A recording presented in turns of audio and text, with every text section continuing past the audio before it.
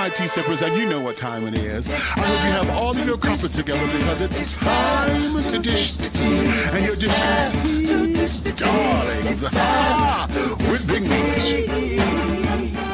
Can't wait. It's time to dish tea with Big Meech. It's time to dish tea with Big Meech. It's time to dish tea with Big Meech. It's time to dish tea with Big Meech. Darling. And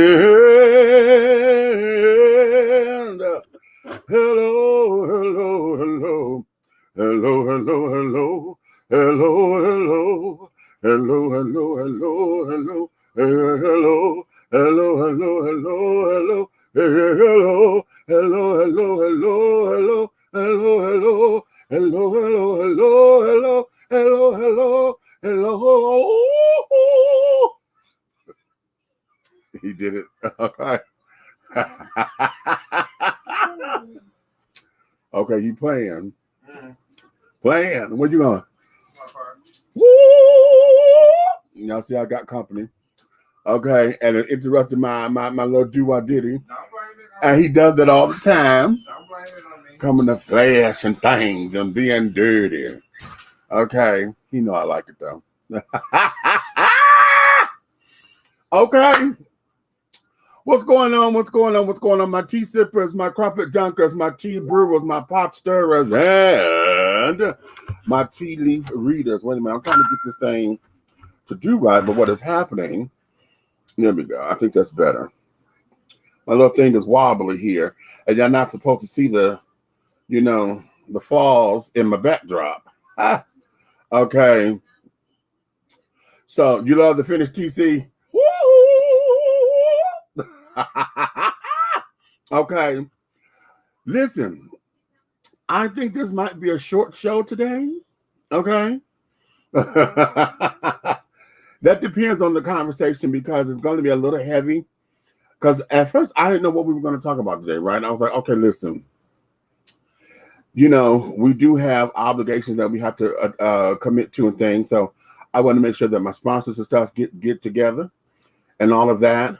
But then I was like, what do we talk about today? Because I'm tired of talking about coronavirus and shit. I'm sick of that. And so what we were going to talk about, and so I had came to a blank, so I was going to say, well, let's have some fun, And I'm like, okay, what are we going to talk about? That's fun. But then something heavy came on my feed, and that there is Haiti has been hit with another earthquake, okay? And in them being hit with an earthquake right now, according to this report from CNN, which was 4 hours ago, it says they had it registered as a 7.2 on the Richter scale. And at that particular time, they claimed that there were 304 people that died. And they have like 1,800 people that were injured. Okay. And so now we're looking at this like, wow, they done got hit yet again with an earthquake and carrying on. And I was looking at my my Instagram feed, and someone had posted a video of them trying to, play rescue and things. And folks were, buried up under the concrete and carrying on. They pulled out a young girl. They pulled out this baby boy. He had to have been about maybe 5 or 6 years old. And they're still pulling people out of the rubble and carrying on. And it's heavy. It's heavy because it's like, wow, here we are. We're still enthralled with a pandemic, but yet the world still goes on. And yet this is still part of, this is hurricane season. This is earthquake season and carrying on. And the question becomes, what do we do? So I'm going to ask you this particular question. What do you do and how do you prepare for an emergency? Okay. Now, granted, it's an emergency. So oftentimes, you know, we may not be able to think on our feet or whatever to get stuff done and blah, blah, blah. But however, these are some of the things that we need to start thinking of, you know. When the power go out, you have a busted pipe or something. How do you prepare yourselves for an emergency? What do you have in place? Do you have, you know, access to your FEMA department, Red Cross, you know, all these emergency outlet people? Do you have access to them? And as I got to thinking about this, no, I don't either. You know, I don't have the access or have that stuff readily available for myself, you know. And working in security, I know for like, you know, how many of y'all are prepared in case of a tornado? Do y'all know how to do for tornadoes? You know, do you know to go to the lowest area of the house? Do you know that if you live in a place that's all windows, that you need to go into the bathroom and duck down into the bathtub and things like that? Do y'all know that? You know, how is it that you prepare yourselves for emergency, and how do you prepare yourself for disaster and things of that nature? You know what I'm saying? I think this is a conversation that we need to have, and it's okay to say, I don't know, because most of us don't. How do you prepare? You know, being that I work in hotel security, we have to be ready, you know, for such emergencies at the job. So, you know, whenever there's a snow, you know, they're talking about rainstorms or possible tornadoes and carrying on, we have to, we go and we have to, well, at my old hotel, this one we don't have them, but we do have emergency flashlights, you know, to put in everybody's station. Everybody, you know, you're depending on the generator to kick in, but most folks at home don't have a generator, you know. So what do? We used to have, y'all know those little glow lights that you can see at the bars when you go to the club, the glow like little wristlets and stuff.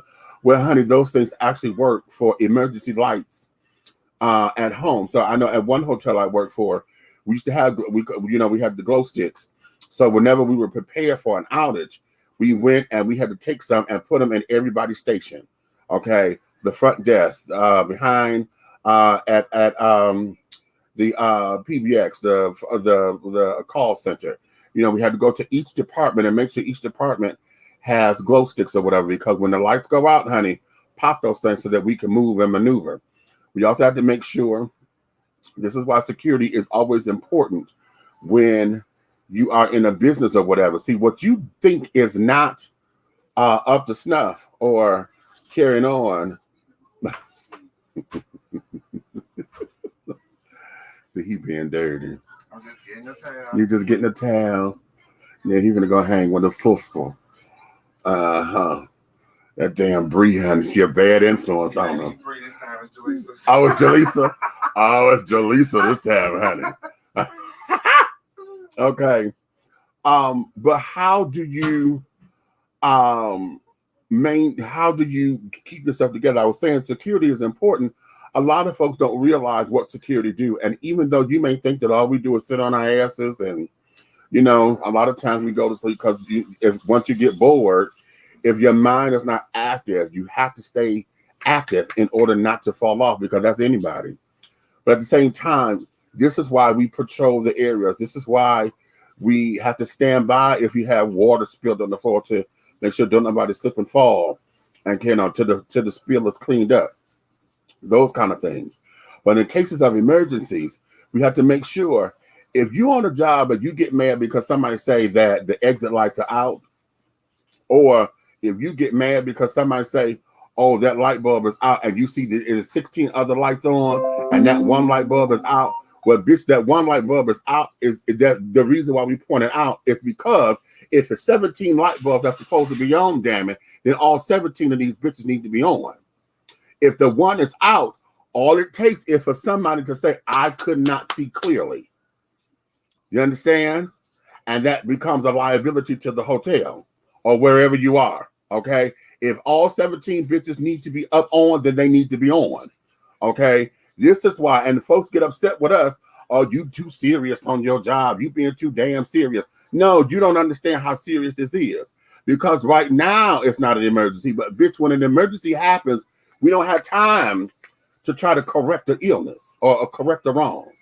You understand? How many of y'all know when the lights go out in your house, you know, when thunderstorm come through, knock out the house, your power got knocked off, you know, you ain't got no computer. God help you if your phone ain't charged. Okay, how do you maneuver? Okay, do you have emergency flashlights? Okay, do you have the big flood so that you can, you know, it can light up a whole room versus the individual lights? You know what I'm saying? That makes a difference. Okay. How many of you know Morse code? Do you know Morse code? I don't. I don't know it. All we know is that we know the flashes, right? Folks talking and know the flashes. Okay. But we don't know how to read the flashes. You know what I'm saying? That's a long time coming. Y'all know I like to reference television a lot when I want to make an analogy. But how many of y'all remember the Flintstones when Wilma and Betty used to sit down there and they used to communicate with, you know, Morse code on the blinds? They would sit down there and flick them blinds, bitch, and talk. Okay, come on, Nikki. Wait, I'm bringing you in. I knew it. Why you gotta let the people know how old we is? As soon as you said it, I seen it.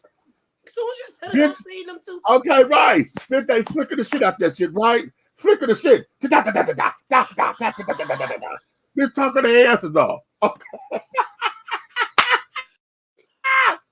That is something important, and it's funny that you brought up Morse code because there's a new series on Disney. It's called shit. Damn it. Me and Cole been watching it. I don't watch the whole damn thing and now I can't remember the name of it. But it's basically about this thing where we're being put into mind control. Okay. So they have this elite school. They get all these special kids and shit. And they teach them all this crazy shit because the leader of the school is like one of them dictators. He want everybody to learn one way, only have this opinion. This is what it is. I said it. Everybody agree. So they're brainwashing people. And then the man has a twin brother. His twin brother know that he's wrong. So he's sending extra special kids to that special school to be able to infiltrate that whole thing, to bring it down. He taught them Morse code so that they could be able to communicate with him because he was like, the school is on an island. But he was across the island, you know, on the land across. So at night, they would be able to communicate with him with Morse code. But like I said, those kids are really smart. So somebody found out that they was using Morse code. But before they found that out, the kids are smart, but all in their own ways. Some of them are this smart. Some of them are street smart. Some of them are, they just very unique, right? In different ways. So the one girl who's really like, she like fucking the little girl MacGyver. That's what I call her ass. She might not because she carry her little bucket and she'll F you up if you try to act like you won't mess with her bucket. But she's not as school smart as the other. Okay. So for a minute they was getting it because she learned that Morse code and he was popping on that desk to let her know what the answers was because you had to keep up a certain, you know, all your grades and all that stuff to be able to stay there. Right. They caught him because the teacher was black and she was on to that shit. But Morse code is important. I hope one day I have the patience to learn it. Today ain't today. I'm just saying. Oh, okay. You didn't share that. Okay. Well, today ain't today.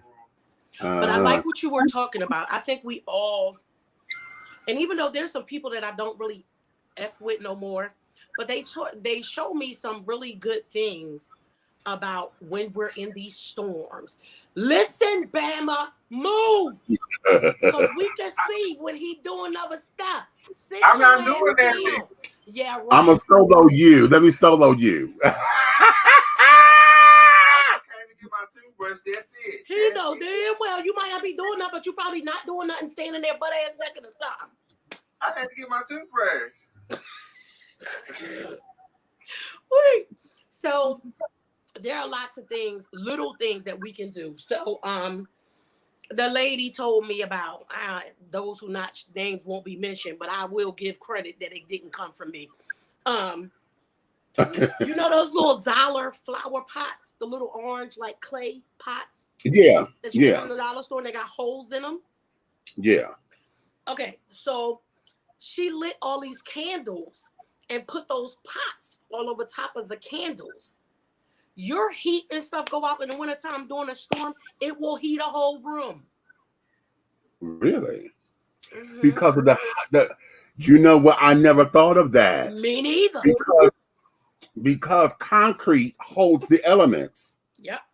And a clay pot is nothing but concrete. So if you heat that bitch, and just the reverse, if you were to freeze what she it. did was put like, I don't know, maybe like 10 candles together and put the pots all over top of them. Yeah. She said it kept a big room. Yeah. Very heated. You think about things like that. I was like, damn, that's dope. That's something we could all do. Because you be in the dollar store. You know, sometimes you're in the dollar store to get certain stuff, but you always pick up shit you really don't need. Think about that when you go to the dollar store. Let me get some extra candles. It might only be a dollar store flashlight, but you never know when I might need that. You know what I'm saying? Get little stuff like that. Start preparing. Get you one of them Rubbermaid tubs. You might not be one of those survivalists who pack it to the rim with everything you need, but every time you think about something, oh shit, I might need some Band-Aids.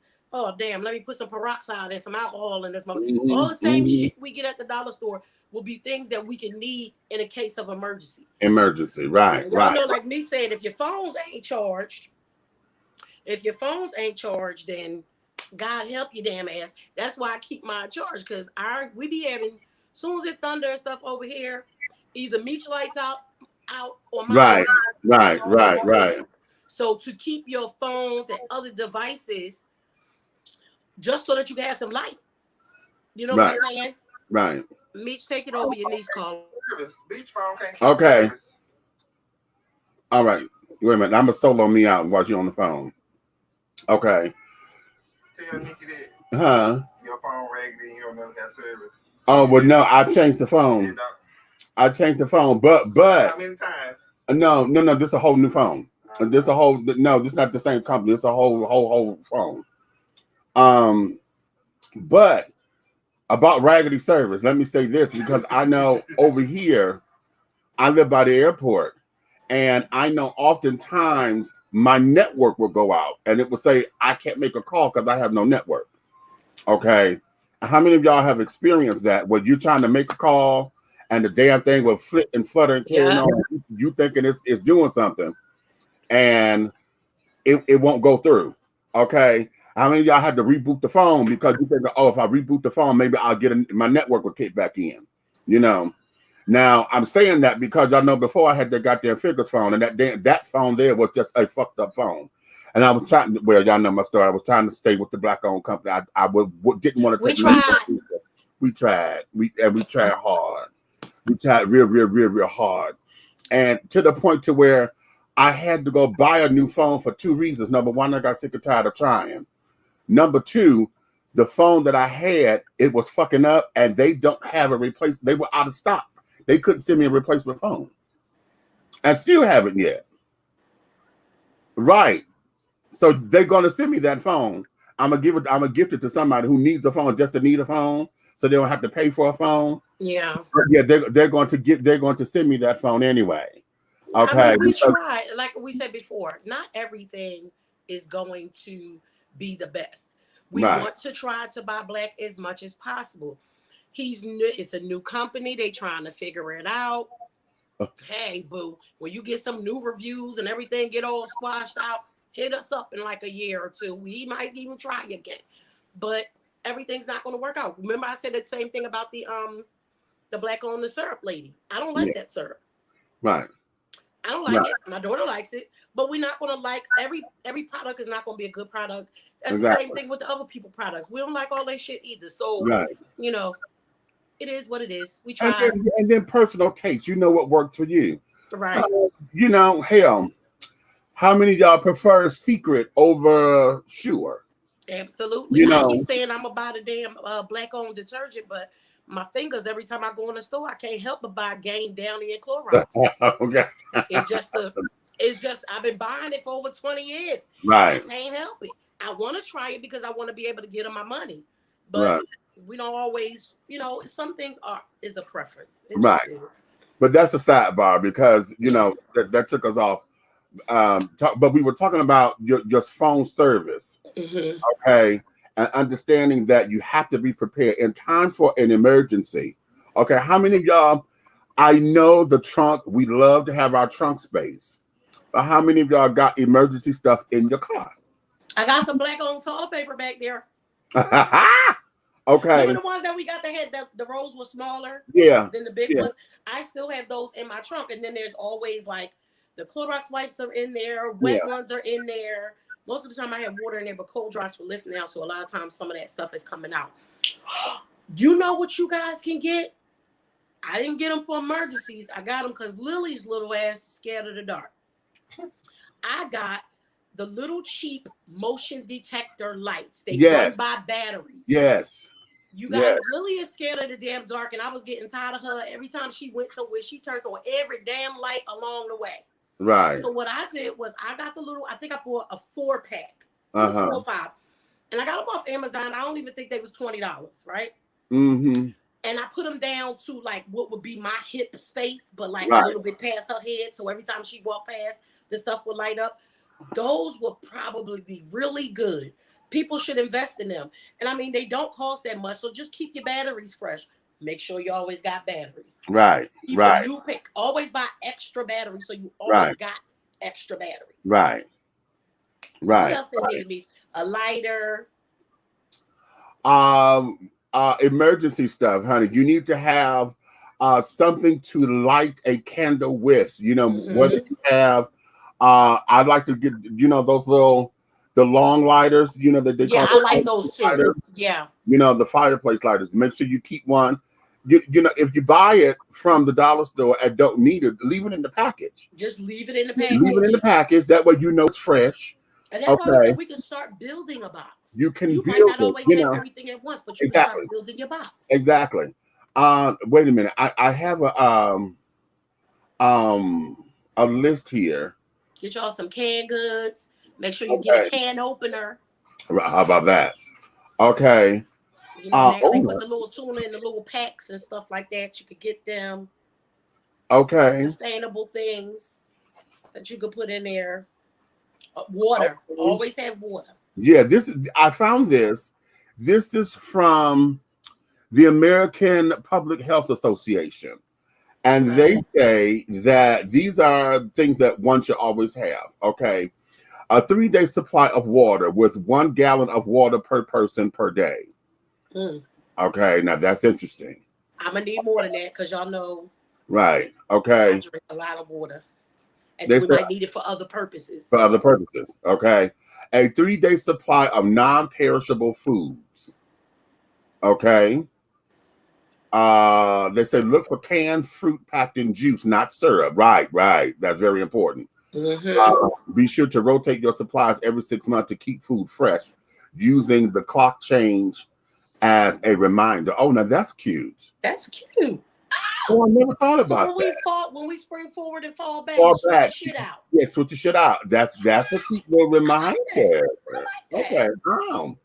Manual can opener. Don't forget to include a manual can opener with your stockpile to open all of your canned goods items easily and safely. A first aid kit. Injuries can happen during disasters. Therefore, having a basic first aid kit, such as sterilized gloves, gauze, soap, burn ointment, bandages, and variety of sizes, pain reliever. Oh, now that there is right there. That's real good because we forget about that. Most of the time, we get stressed out and have headaches and stuff, and nobody have a goddamn aspirin nowhere. Yep.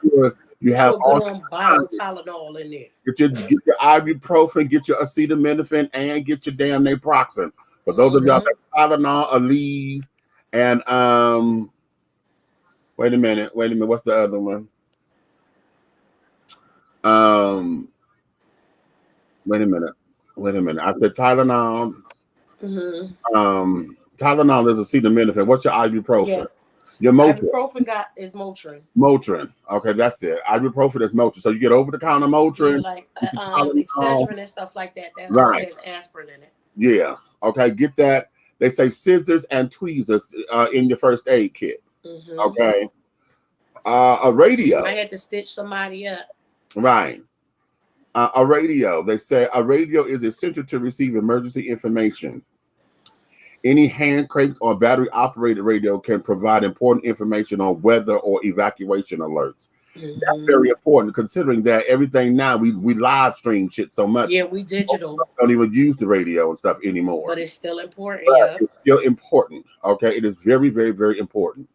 Flashlights and lanterns. When the power is out, it can be dangerous to walk around. Keep flashlights and battery operated lanterns in your stockpile so you can be safely lit. Okay, they said reminder or remember, candles aren't the safe choice. Candles are not the safe choice for light because hell, number one, okay, I'll see you in a minute. Sir. Okay. I didn't even We do over it. here. We over here. Oftentimes, candles are not it because you're dealing with the fire and you're dealing with flame. Right. You Okay. can bump into something, You just can bump walking into with your something, candle, walking, knock it over. You know, fell asleep, and it, the flame end up blowing because somebody done went through and it could catch something. So you don't want to necessarily use candles for your lighting source unless. I'm going to say this because I have, the 7-day candles, the glass candles are carrying on. I like those because I know I'm going to be up, and it lets me know that because I'm up, it lets me know to blow it out or whatever. And those are safer because they're in that long glass. They're in the long glass. Now, mind you, let me say this, and this is a proviso. Pay attention to where the wick is. Because if the wick is too close to the glass, it starts off cute. But as it burns down, that wick get closer to the glass and it starts burning the glass, and then the glass will crack. That glass will shatter. Okay, that glass will shatter. Okay. So be that as it may. Let me bring Red up in here while I'm talking. I see he's here. Okay. Wait a minute. We're going back. Now this is good. You muted. Whatever you say, and turn your mic on. Turn your mic on. They said batteries. Now we just said that batteries are essential during a disaster. It can be hard to locate batteries when the power goes out. Hey. You fucking just take all that time motherfucking describing the size of the wick. Are you fucking serious right now? Yeah. I said I wasn't gonna drink tonight, but he done came up in here. The fuck? Yeah. That's important. Did it have Gucci print on the wick while you were burning it? What the fuck is what? Because you don't want to burn. You don't want to bust the glass. You know what? Let me come behind.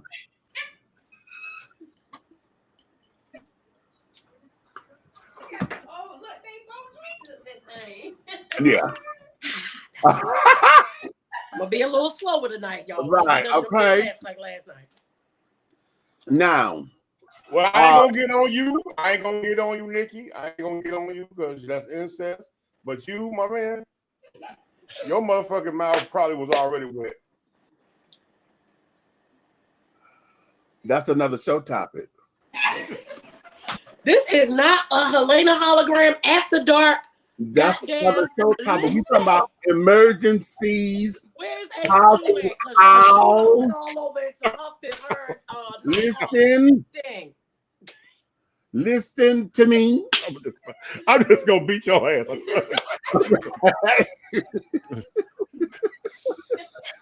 Lord. This Look, is emergency. I'm gonna beat your brother's ass. I'm gonna beat his ass. And he's drinking too. So hey, this is fucking me from behind. Right. Right. I thought Marcus left. He did. He coming right back. He did that. She said coming and back in the same sentence. Boom. Right. We can never have a serious conversation. I swear to God. I'm trying to alert the people, be aware, get your safety kits together. We're trying to, right. Okay. Okay, let's save them. Okay. When they get their life together, they can be fucking too. Right now, we're just gonna get back to saving them. Come on. Listen, honey, if you do it right, you got your condoms and shit in the safe kit. Make sure they in there. Anyway. Well, I know it's hot over there, so goddamn it, that's part of the goddamn Yeah, situation. you know what? Wait a minute. Speaking of that, wait, hold on. Y'all talk for a second, because I do got to turn the air on. What? I got to get it cooler.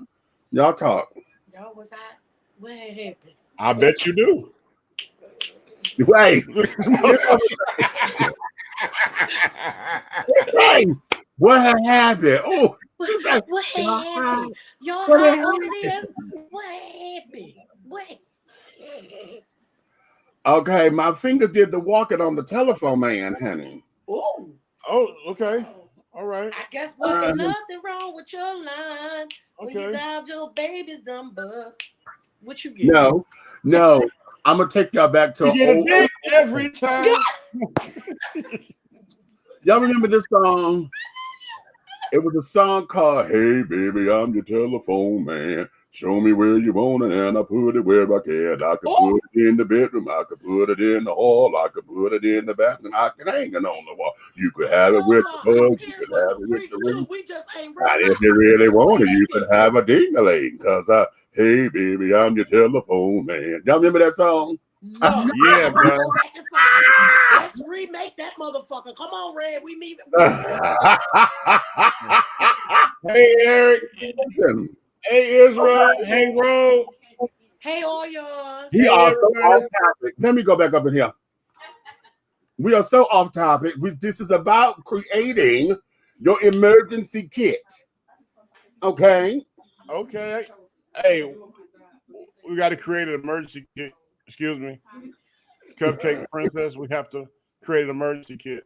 Shit, Princess probably already got one together. Now, You know she Brenda the builder. I ain't gonna call her Bob the builder. She Brenda the builder. She can fix all kinds of shit. Oh, yeah, that's Barbara the builder. we talked about this already. About making sure that you have batteries. Okay, you have to have batteries. Okay. Batteries for what? The damn flashlight, you ignorant bastard. Oh, it's like, damn. But make sure, though, because oftentimes you have to make sure that you have the right size batteries, because sometimes you need A's, AA, triple A's, you know, the sound like a ferret.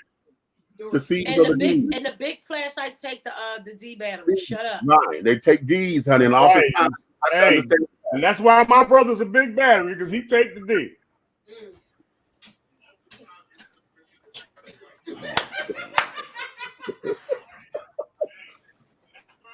Wait a minute.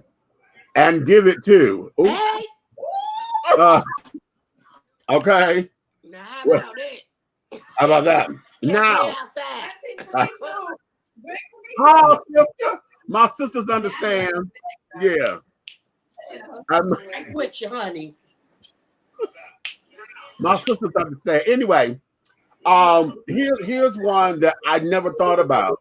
And they said a whistle to signal for help. I heard that. That's a good idea. That same person I was talking about said that before too.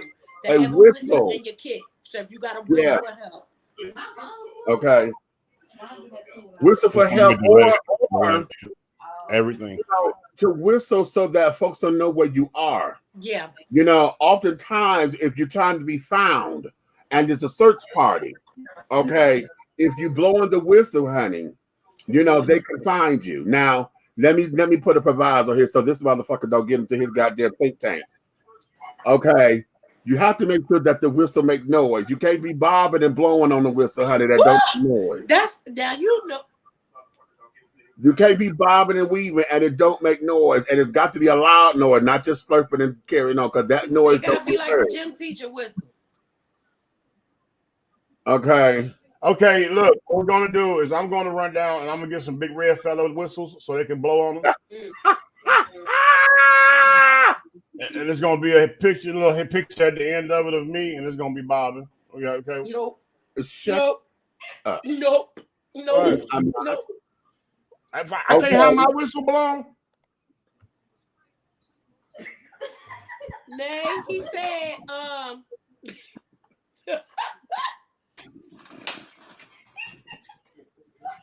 don't have nothing to do with whatever you might have did to get in trouble that you might not be able to get your whistle blown. My sister back there, I'll ask her later. I don't know.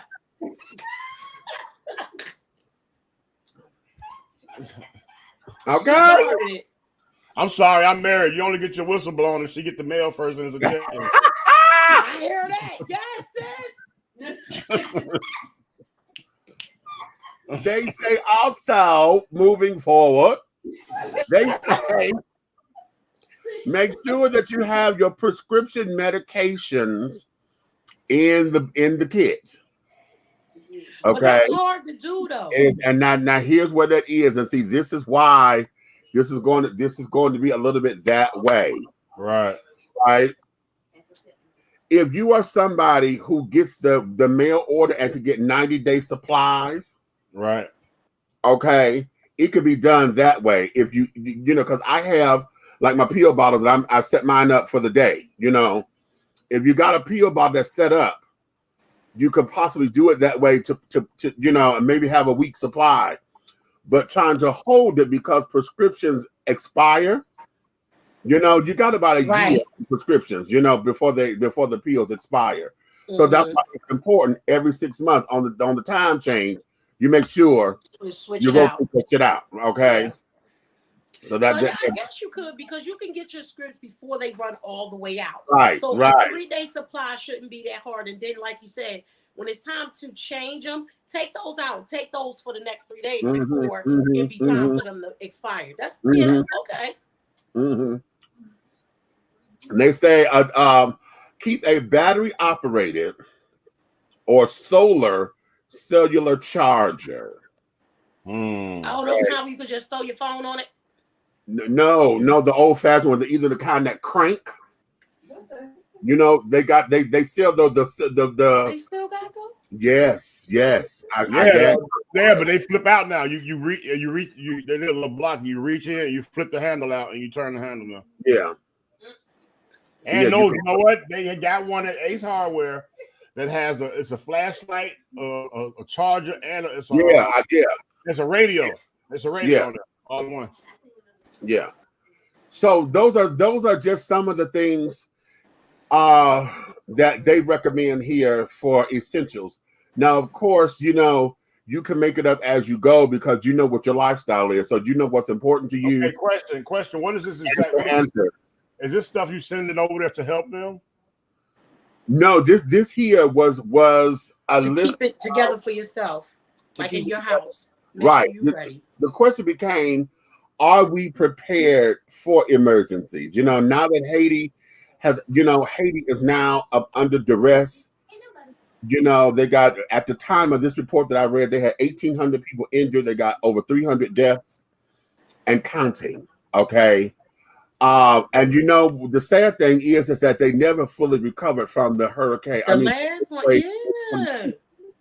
And part of that is because a lot of the emergency efforts got once it was a big to do. I ain't drunk this time. Okay, it was a big to do, and then all of a sudden the support for that had fell off. After it got out of the media, it fell off. But here's the problem, Mitch. We as Americans have gotten away from. Hey, me, I'm gonna tell you something that we forgot. You remember when we were growing up that they used to teach you those type of things about where the survival kit in the house was. They taught you how to do fire. You do fire drills with your family. Fire drill, because you had to learn your emergency escape route. Yeah, if there was a fire in the house, how do you get out? Yeah, and it's crazy. Not you saying all this. I thought about this. The only thing we went over in this house is what to do under attack. Well, now we know how to goddamn set this bitch up for you. When you come up in here, you're gonna get shot. But that's it. And the girls know to black the house out, get low, and we're gonna kill a nigga. Okay, now here's the thing. That there is about protection. Right. And most of us are usually good for protecting ourselves.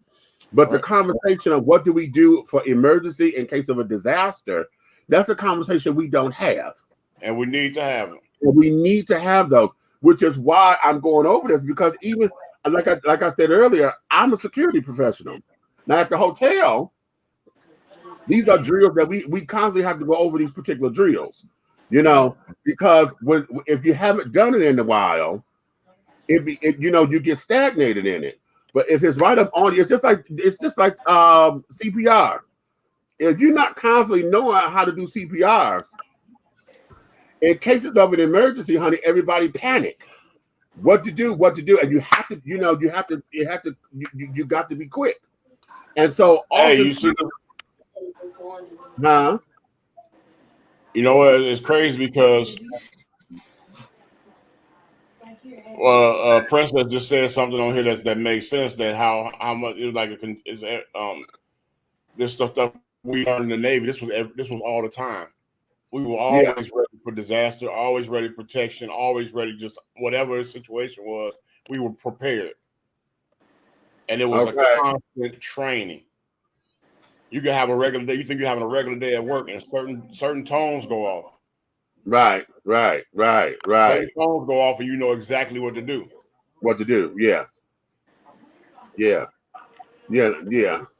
Let me go to some of these comments so I can get these comments up out of here because these children are cackling. Okay. Darling. Hey, that's TC. Avery says hello. Hey, Avery. Oh, honey. Hey, Avery. Hey, y'all. What's up, Red?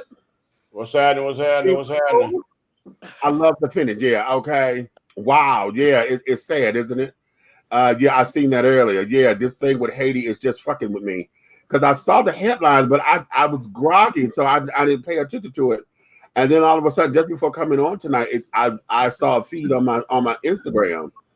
Okay, especially living here in Orlando, especially for those of you who are on those coasts. You know, if you're in Florida, if you're in California, if you're in Texas, you know, those places where y'all get hurricanes, y'all get earthquakes constantly and carrying on. Y'all have to be prepared all the time. So I know these are drills that y'all go through on a consistent basis. Okay. Down here in Atlanta is known to get a tornado here and there, but not often. But we usually get the heavy rains from whatever else is going on. Yeah, because we're here, we have a major down in Savannah, that lake that we have, the river rather, to where we get the ports, because Savannah is our port where they put the stuff in. Okay, so because of that, we will get a lot of that rain and whatever's coming on those coastal lines. You know, it'll come through the borders of the state. But unless it's real bad, that's when it trickles into the city of Kano. So Atlanta will get hit with a lot of that, the aftermath of it. Okay. Right. But for those of y'all who on those coastal areas to where this is y'all season, that's why it's scary. You know, as beautiful as those places are to live, I go to Orlando. I used to once a year, you know, for Big Boy Pride or whatever. So being down there in Orlando, it is beautiful. But I just can't imagine being somewhere where every year I have to deal with hurricanes and this, that, and the other. And that's what I'm worried about because, you know, my son is about to move back to Orlando. He went to college. Mir went to college in Orlando. And now, in the next couple months, he's going to be moving back down there. Okay. And I just be like, that one time when everything was real, real bad in Florida, remember everybody from Florida was coming here? Right. Baby. Now, y'all know Amir. He's not biologically mine, but he's still my son. Right. Baby, you should have seen our whole family trying to figure out where the hell he was. This boy, okay. Him and his damn roommates and classmates, they was asleep. Okay. Because I remember telling him, I said, Mir, they got about to evacuate Florida. You know, if you can't get no flight to go home, come here. We good. Just come here. Baby, a whole day or something went by. We ain't hear from me. The whole family was going crazy. Right. Okay. So them places, it just get a little. Right. When you have to get under when you got to get under the desk and stuff. Yeah, I remember as a kid in elementary school, they prepared us for tornado warnings. We used to go in the basement and cover up. Yeah, we went into the hallway. Remember how we had to go in the hall and we had to make sure that we were in between the doors because the doors had glass. Right, so the doors had glass. Against the locker, you had to turn to face the locker, crouch down, okay, and carry it on. Yes. Damn.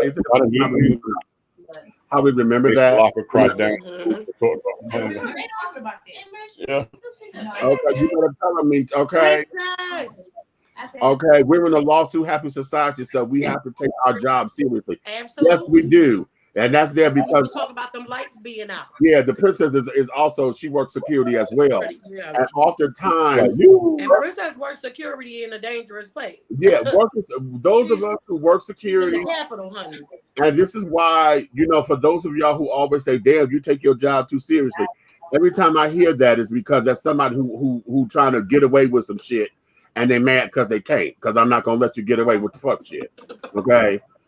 Oh, damn, you taking your job too goddamn seriously, bitch, because if it was the other way around and you be the one injured because of some fuck shit, then you be mad at me telling me I didn't do my motherfucking job. So fuck you and the bullshit that you own. Okay? Amen. And the bullshit that you're on. Okay? And the bullshit that you're on. Okay? Hey, Nikki. He wanted to really go old school and say, he wanted to say, and the horse you rode in. Right, okay. That's what I was waiting for. He said bullshit. I said, okay, that's what we going with. They call him before he do that. I was waiting for him to horse you rode in on.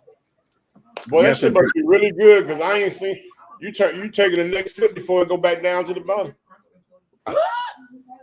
Brandon. Okay. Wait a minute. See, that's a Grace Jones song, honey. Nipple to the bottle, baby. Nipple to the bottle. Okay. Look, there it is. That bitch is about gone. Okay. Hey, Brandon. GK. Yeah. Baby. What? With the long black limousine. The long black limousine. I thought that was Mr. Alabama. Yeah, he's here. Okay. Hey, bro. Hey, you know what? You gave me an idea, man. I'm finna sample that. Hey, brother. Yeah, we're talking. Yeah. Okay. Hey, Buck. I miss you too. He says, okay. I'm back now, y'all. I said, I got a bag in my trunk with some emergency stuff, and I've got 2 bags. One backpack for work, especially if I get stuck at work or to work someplace, someone else's shift, and a sling bag for errands, basic stuff for emergency. Well, y'all know Princess was going to be ready because she was military. They stay ready. Yeah, but you know what? Here's the thing, and I'm talking this, and I'm glad I'm glad that we're doing this show because Miss Mavis got some stuff in there, but I need to package it right. Because I got my cables, I have a spare tire and all that, but I got to put emergency stuff in there, water, like flashlights and that kind of stuff. I do have a blanket, and I do have a blanket in there. Why you got the blanket in there though? But goddamn it, I'm just asking. I'm asking for a friend. Well, we know it ain't. We know it ain't got be no electric blanket. He already hot ass. He don't need no electric blanket. Wait a minute, let me turn this air down, honey. I got to cool off shit. I'm sweating and shit. It's the liquor. You guys, Timmy told me. Blame it on the liquor. My oldest son says that his father-in-law gave him this generator because my son goes camping and shit. Y'all know I don't listen. I ain't going camping. It better be glamping and it better be the flyest goddamn tour buses. I ain't sleeping outside. I don't give a fuck. But my son didn't seem to. It's the earth. Am I right? I'm an air sign. I don't want to sleep on the ground. Come on, Nikki. But his father. Nikki, you got to be one with the earth. I got plants. I'm growing vegetables outside now. That's as close as we gonna get now. Shit. Last year I couldn't do that. Don't you start with me. I ain't sleeping outside. But he said the generator that his father-in-law gave him it's the regular generator. It got jumper cables on it. It got an air pump on it. I was like, damn, generators do all that? Yeah. He said, yeah, Mom, it's a real nice one. I said, okay. Now I know generators be real expensive, but if you're one of the people that's fortunate enough to be able to afford one, that's always a good thing to have too. I can't afford it, but one day. Look. See, back when I was in the streets and I was pimping and everything, and I couldn't afford all that stuff, but when it got real hot outside, people always say, hey man, why you don't turn the air on in your car? I didn't need no air. I was a pimp. All I do is stop and get some free ice at the gas station, and I put it in the hose's mouth, and when they blow, we cool off. I'm not. No. What? I'm not doing that with you today. What? I'm just saying, it was survival. Listen, do it how you gotta do it, bro. You know. I'm just saying, there's so many you gotta forms of survival. But see, that was back in the day when I didn't know no better. You know what I'm saying? I've been changed man now. Supposed to be having them blowing cool air on do you. what you have to do, bro. No, You know but I was wrong in my ways. I was wrong in my ways. So instead of me making them blow with ice cubes in their mouth, now I make them get jobs and pay for AC in my car. I hear that. Keep that gas tank full so you can blow it at full blast. There you go. See? I have you all. Another thing people could add to their thing. Say you go out in the summertime, not in the wintertime. Some of those little battery operated fans would be a good thing to have in your pack too. That is a great idea. I'm gonna tell you something. And now they got that new fan. You seen that new one, Red? The USB one? Yeah. You can keep them nice and charged, and then when you might need it. Yep. It's a lot of things. Hey, you seen the one with the? Think about when it ain't no damn emergency. I'm talking about you seen one. You seen the one? Hey, you seen the one that you put in the freezer though? No. You put the water. You put water in it, right? And you set it in the freezer, and then when they get kind of frozen, you take it with you to the outdoors thing when it's hot. As the water's melting, and when you squeeze the fan, it blows a mist in your face too. Oh, you know what? I did see that, but I ain't never seen one actual like in person. But I seen them. Matter of fact, you was at the other table when we had the cookout, and my guy that was at the table over there with his girl, she had one right there, and that's what she was. That's what she was blowing. That's what she was doing. Oh shit! Okay. Go down there in the comments if there's anything that we missed. Throw some things in the comments. Let everybody know what you think might be important to go in your bag. Okay. Yeah. And if you're weirdo, make sure you got some emergency condoms because some people like to fuck under pressure.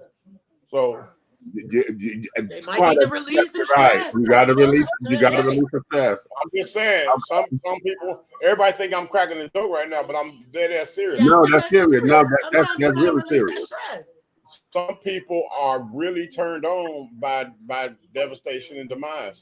Yeah. So okay. Oh yeah, you better be saving some money.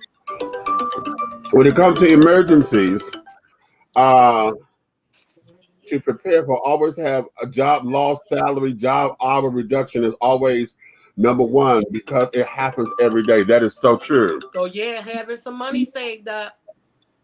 That is so true because that's the one thing that we don't think about. Especially let's go back to when the economy changed. Remember when the economy changed on us and everybody wanted you had a job but they wanted to cut your hours. They still wanted to have a profit, but they cut your motherfucking hours and told you had to work less so they could still keep their motherfucking profit. Right. Bastards. Okay. Yeah. Still, it's back because of the way it works, still hire other people, but not let nobody be full time. Right. You ever had a job that say we ain't hiring full time because they don't want to give you benefits? And they some want of to them give give you full time hours, but won't give you a full time position. Right. That means they got to pay for your benefits. Pay benefits. That's right. That's true. Yes, the band is finally back together. Yes, we all here. Miss Pat is real shit. Check her out on the Breakfast Club. We're gonna talk about her in a minute. Okay. Mm-hmm. We'll talk about her in a minute. Don't be hating on the After Dark edition. No, nobody's hating. I wasn't hating. I was saying they was trying. You know, they was getting there. They needed to be. We need to wait. Okay. Miss Red, he doing it again. Look, Miss Red, he doing it again. Okay. Here's what's up in there. Hey, Iz. Hey, Ezra. They always snitching on me.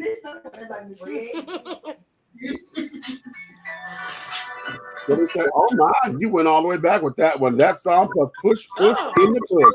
Push in the bush. You know I like to just push in the bush. How about if we can just push in the bush? You know I want to get down. That was my shit. I did that in the show. At my mom memorial, y'all know we ain't play no Christian songs. We did Change Gonna Come and Black Butterfly, right? Oh, okay. So I was like, now y'all know we can't play the song, even though this ain't no church or nothing. It's still a funeral home, so I don't want to be disrespectful. My favorite song was Me and Mrs. Jones. Well, Cause y'all know, I had to say, Verona, you was kind of a groupie because all her boyfriends was in the business. Me and Mrs. Jones was her song because her and Billy Paul used to date. oh wow. Curly Neal from the damn Globetrotters. One of the goddamn so let the sun show begin. Yeah. Stuff like Vernon. Mm-hmm. I talked to Vernon a couple years ago. Oh, matter of fact, I need to call New York and tell him, let him know, because he probably don't know about my mom. Oh, excuse me. Everything that you have available for an emergency should be able to sustain you and whomever you're living with, just in case you can't get out to the store. Yeah. Now listen, let me tell y'all something. This is a little different than those of y'all who trying to prepare for the apocalypse. Okay. Because y'all be killing me. They be stockpiling. They garage and basements be looking like the emergency supply is a little bit. We're talking about in case of an emergency, honey. For those of y'all who trying to prepare for the apocalypse, child, y'all asses, honey, scare me at times. My grandmother canned some of her own food back in the day. Let me tell you something. I wish that was a skill I knew how to do. I know. I want to learn how to do that. Because I'm gonna tell you something. Canned fruits and vegetables and things of that nature, baby, you can't go wrong. Baby. You can't go wrong, honey. You cannot go wrong because those things last a good long. But that pressure seal, once that seal gets on there and you seal that shit,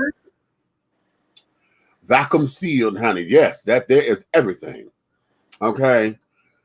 And everything about being prepared for every emergency is something Red and I learned in the Navy. Okay, right. Okay. And as a security guard, we obviously have to learn what the emergency procedures are. Exactly. Exactly. Because we're first responders. Okay. And people with kids, y'all need to have them fire drills in your house. Right. Brandon want to come in. Okay, hold on, Brandon. It's probably, you know what, he might have called Red. Well, everybody really needs to be doing them, but I'm saying, especially if you got kids in the house, fire drills are important because little kids get really scared. Yeah, yeah. Grandma love Nelson. Okay.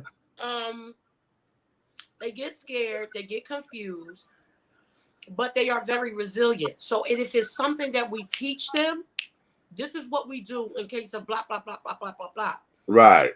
Kids will get it so fast, and they be the one to calm you down if it's already regimented in them. Right. Yes, remember, less than 40% of all Americans have $1,000 or less available to them in case of an emergency. You better damn know. Now you better understand that. Now let's go there. Okay, let's go there. Less than 40% or more than 40% have $1,000 or less.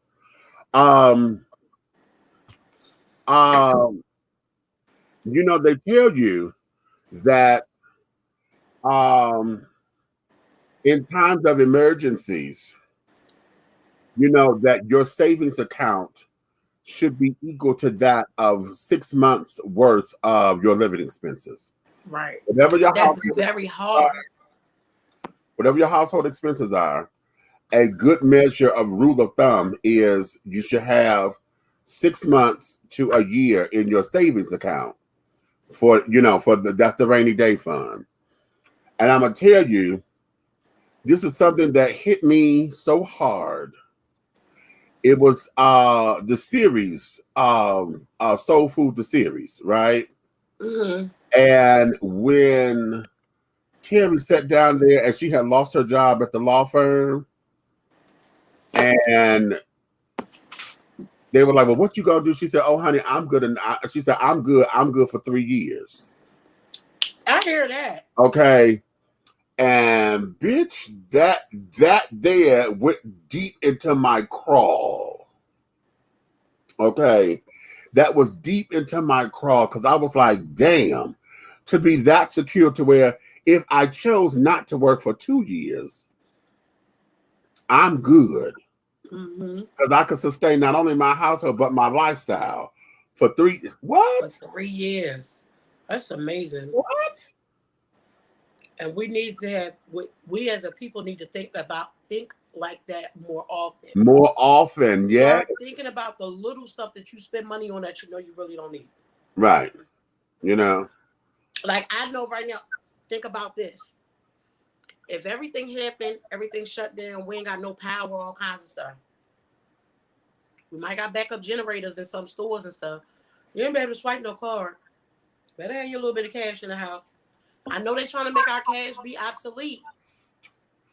However, you got to be prepared for that too. Like I said, Lily got a Barcelona bottle. Okay. She wants to go to Barcelona. So we've been putting money in the bottle. Even now that she's not here. If I talk to her, she said, Grandma, my mom gave me $10. I put 5 of it in my thing I'm saving. I said she did. So then I'll go and take a 5 and put in the Barcelona bottle for her hair. Because that's what we do. If I give her some money, she put half of it in the bottle. Okay. So, baby, if emergency come before we go to Barcelona, I'm breaking the shit out that bottle. You understand? Okay. Okay. Brandon said, how about they try and make you work off the clock? Oh.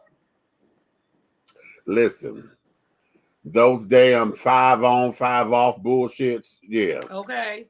Lies, garbage, and propaganda. And the thing of it is, because we want our job, we end up doing it, but that's illegal. Right. It is illegal. That's illegal. But somehow the way how they finesse it, they end up getting you to agree to do it. So it's more so like they ask you, you know, and because of your loyalty or they know they could depend on you, you know, you end up, oh, okay, you know, blah, blah, blah, because you're trying to be dependable or blah, blah, blah. No. Okay. Then what is that? It should be, but it's difficult for most. Exactly. I know. It really is. About 36% to be exact. Almost impossible to do for most single income households when the average salary is $52,000, but the average minimum wage is less than $9 an hour. Child, no, not so much as the average minimum wage. The whole thing of it is that we have to understand about minimum wage is this. It has not changed. The federal minimum wage has not changed since what, 2006, maybe 9, I think it was, when the last time we had an increase. Okay, wait a minute, let me look this up.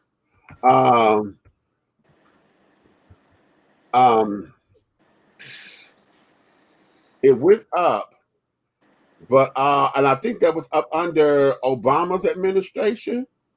Was it up under him when it went up? I ain't sure. Listen, the last time before they tried me here in Georgia that I worked minimum wage was $3.35. I think it was about 15 at the time. Yeah, yeah. And I ain't worked on minimum wage since then. But when I came here, and I was like, all right, I need some shit to do just because I was bored when I first got here. Like, no, not. Baby, I called myself just going to work at Dollar General, right? Yeah. When that lady said, what like 7 something, I said, right. Oh, supposed to. No, ma'am. Right. Here it is. The federal minimum wage provisions are contained in the Federal Labor Standards Act. The federal minimum wage is $7.25 per hour, effective July 24th, 2009. Okay? 2009. We are in 2020, so that was 12 years ago. 2021. Okay, so 12 years ago. Many states have minimum wage laws. Some state laws provide greater employee protections. Employers must comply with both. Okay? But the federal minimum wage is $7.25 an hour. So anytime you go anyplace else and they tell you that they have a higher minimum wage, it's because there was a state mandate. The state did that, or maybe the company decided that the company said, okay, our minimum wage here at the company is going to be this, this, and this. Okay. But I remember that because it was a slow rise because it went from 335 to 425. Then it went from 425 to 515. Then, because it was supposed to went up to 725, but it went to 515 first.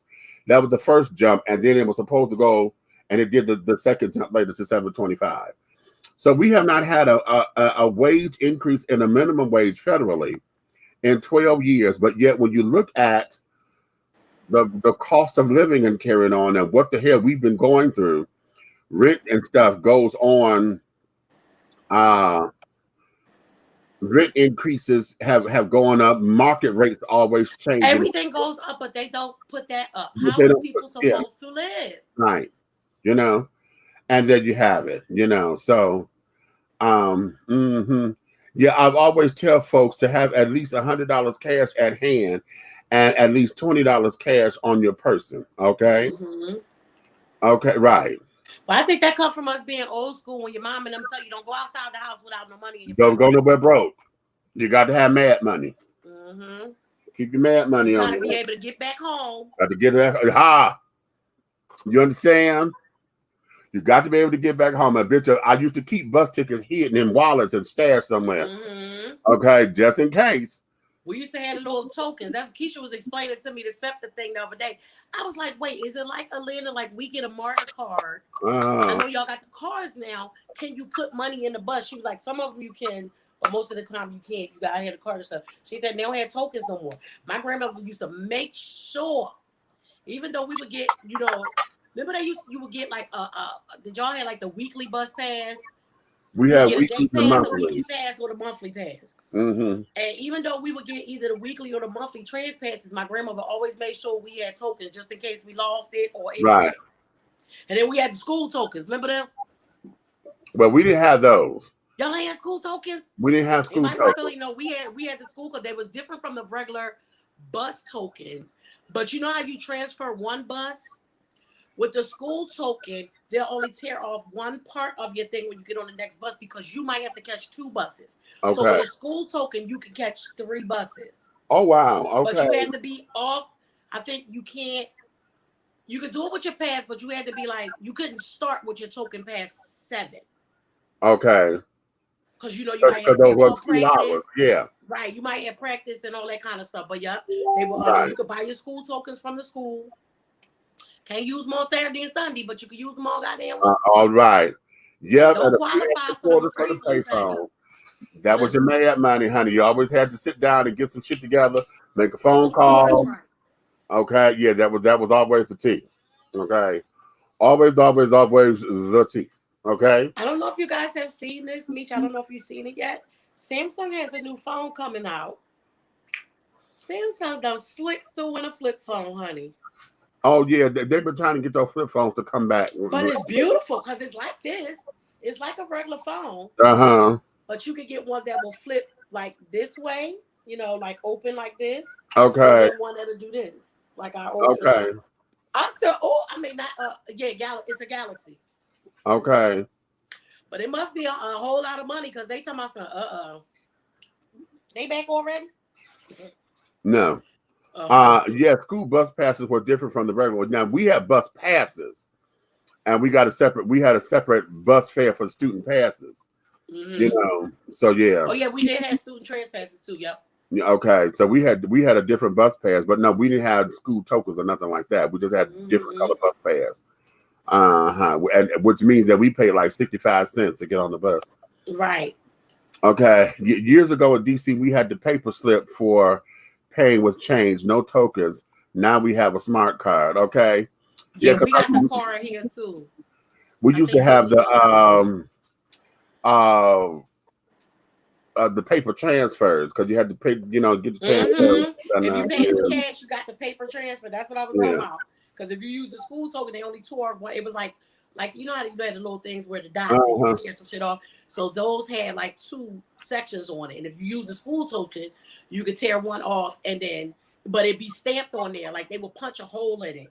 Right. So they knew that it was a school one. Right. Because you could do the same thing with other tokens. You just had to add, I think, like 50 cents or something like that too. But if you had a school one, you didn't have to add no money to it. Yeah, because that was the other thing. You know, we had school bus tickets, that was like 65-cent tickets or whatever. Yeah. Use with your bus pass, and if Right. you didn't have your bus pass or your school pass or your at least your ID, and then they made you pay the rest of the fare. You had Right. you could put a 65-cent ticket in with 35 cents. You know.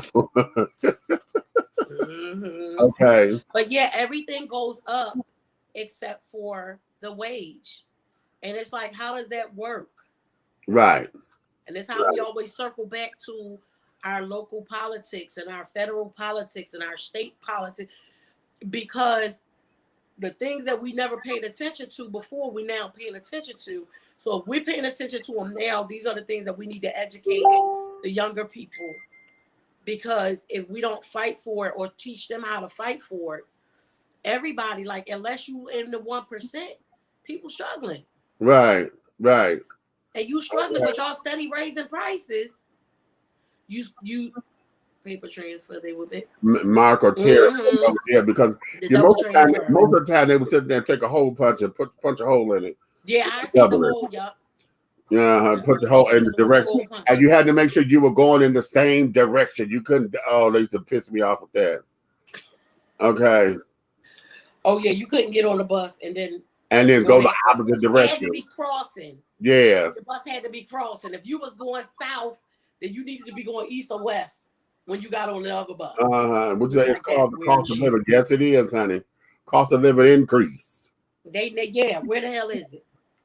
Okay, cost of living increase. increase. That lady told me how much that pay was, and I said, listen, in 1999, when I first got all the way into working in mental health and stuff like that, I still remember they started me at $13.75. That was in 1999. And but you think you want, and at this time, I guess I was like 40 something when I first got 43. You think you gonna give me $7 an hour at 43? Number one. Number two, you ain't even looked at my resume to say what my experience is. Exactly. Number three, run this whole store. Number three, I'm gonna tell you what pisses me off on a job. It's 2 words. Well, it's a whole sentence that they tell you. I'm sorry, but you're overqualified for our position. I mean, what the fuck do you mean overqualified? That doesn't even make sense. Do you know Keisha just told me that? Because I've been filling out like a lot of stuff for American Airlines, and she said, Mom, a lot of the stuff that you've been filling out for, you probably overqualified. That means that they ain't paying the money that you're worth. That I'm worth. Mm-hmm. That job is going to cap well up under what you are worth. I learned that working at a security company. When I first got here, I was looking for a job, and now I'm just trying to get a job because I'm in dire straits. These children sit up there, and I don't like answering this question on a job application. They say, "What is your desired salary?" I don't like that either, because I feel like it's a trap. It is a trap because you know what the fuck you paying. I always put in that. I put in that negotiable. Okay. Because like, tell me what if you really want me to answer that question, then why don't you put how much this job is paying and say, are you willing to work for this? Right. Yeah. Yeah. And let's go there. But that's not what they say. That's not what they ask. Nope. And so when I found out that their top pay was $9.50 an hour,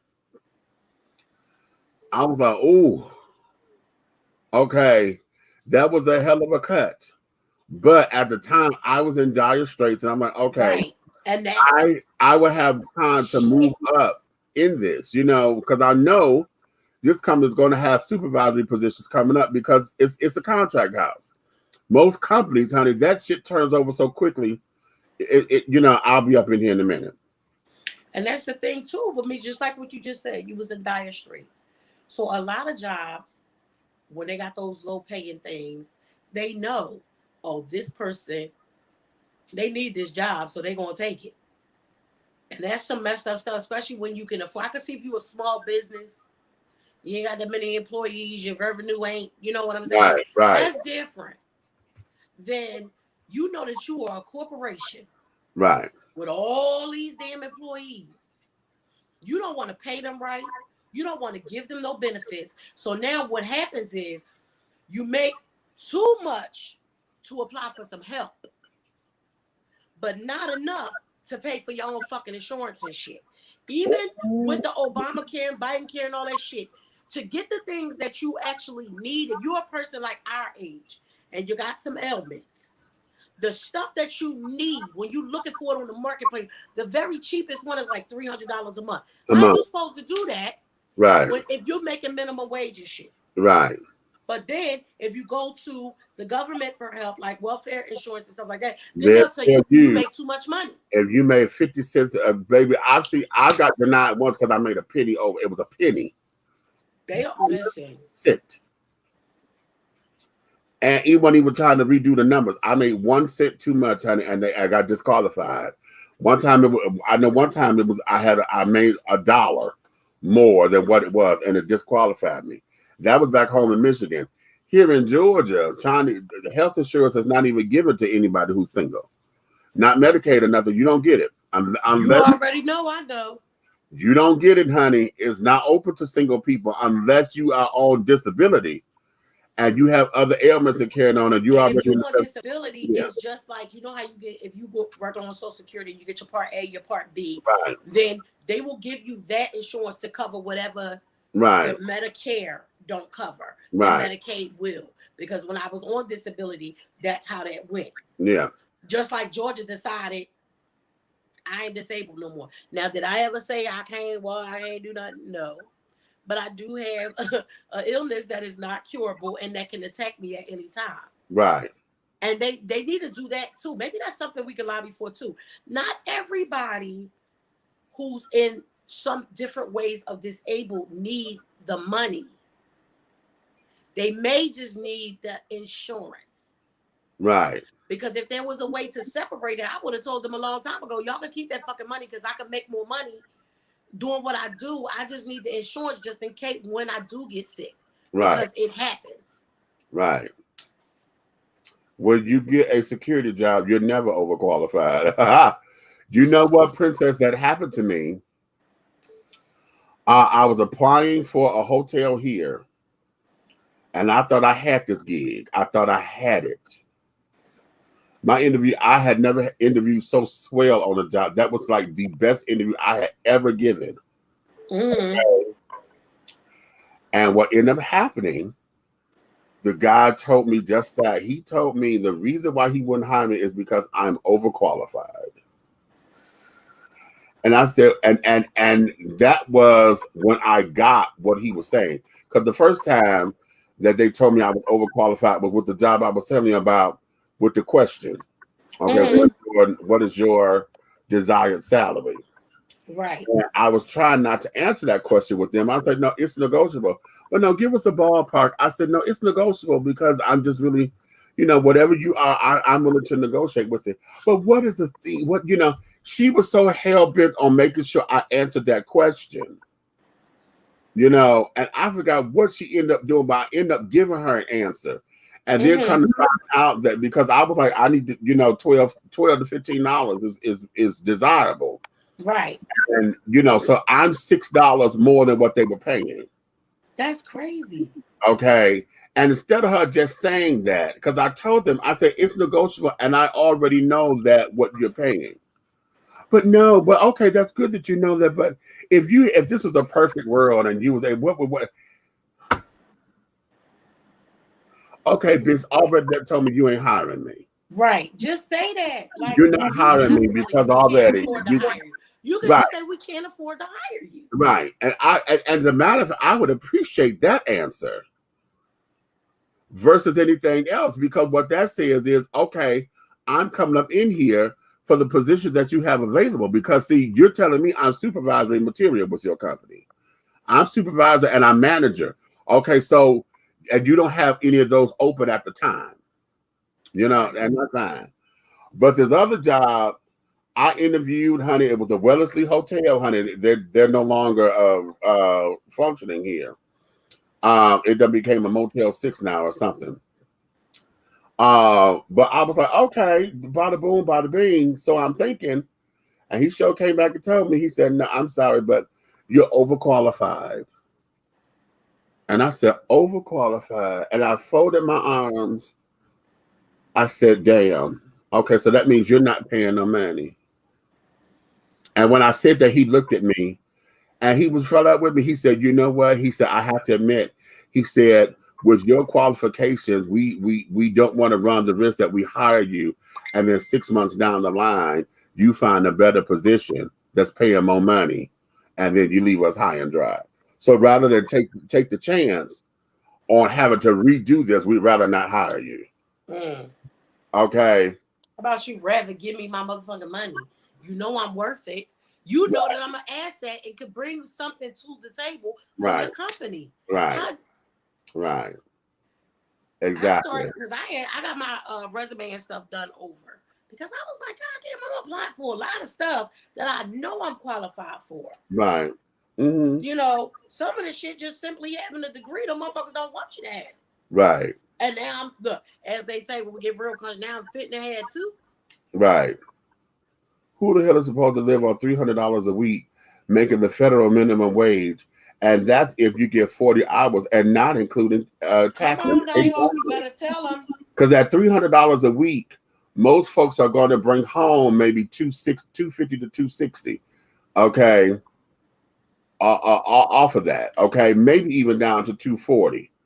Okay. So let's just say for shits and giggles, your bring home is only going to be $240 a week. So bring home $240 times 4. Shit, bitch, you need a security job in Philly. This one say security officer for condominiums, Allied Universal Philadelphia, $20 an hour. Uh-huh. They starting them at 20. But They that's this match your qualifications. No, the fucking don't, because I don't want to be no security. Allied Universal, honey, is a contract house, and they're very popular. But one thing about Allied University, honey, is that they have a lot of those damn officers and security companies, they have a high turnover racket. Yeah. Okay. They have a high turnover racket. And that's because they don't the screening process that they had to bring anybody in. Those particular companies, contract houses, they just looking for bodies. They're looking for bodies so that they can make sure that their accounts are met. That you have the quote unquote the perfect fit for this particular account. But they don't vet the folks to say, okay, listen, we need to make sure that you could do this, you could do this, you could do this, you could do this. Most of these folks, they just barely pass the drug test. True. Just barely. And then, once they get that first check, the first big one, okay. They out the door. They out. Because they just needed some money to be able to look. So they could go buy what they need to flip it. Right. And I won't put that on everybody, but y'all know some of y'all be there. I'm just saying. And it becomes a whole big to do. Then when you're dealing with a contract house and they coming in and you're trying to fulfill a contract, because you got the condominium or whatever. Yeah, you're paying me $20 an hour, but what are they paying you? See, here's what I learned. Right. If you can afford to pay me 20. Right. How much you getting? Because see, here's the thing. One thing that I learned is this. Most of the time, if they got the contract for like $50 an hour, the per security personnel, the security who you hire is supposed to make half of that. Right. Okay. So if the contract say $50 an hour per guard, and I need you to give me 5 guards, okay, or 5 officers, okay. So that means at $50 an hour, okay, 50 times 5, that's $250 an hour, right? Now half of that's supposed to go to 125. But that's not what they do. What they do is they sit down there and they hire someone in, and let's say they'll hire them in at $10, $12 an hour, okay. No benefits, no nothing. Just, right. And so they gave you a job. Yeah. Right.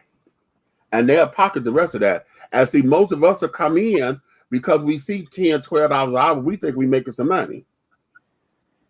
Okay. Think we making something. After the first taxes come out of that. Right. And if you a single person. Right. And it becomes a whole big to do. So yeah, With the hell, I made more than $250 today alone. Exactly. Come on. Okay, I work for Adelaide Universal now, so you understand what I'm talking about, and I can attest to everything you just said. I know.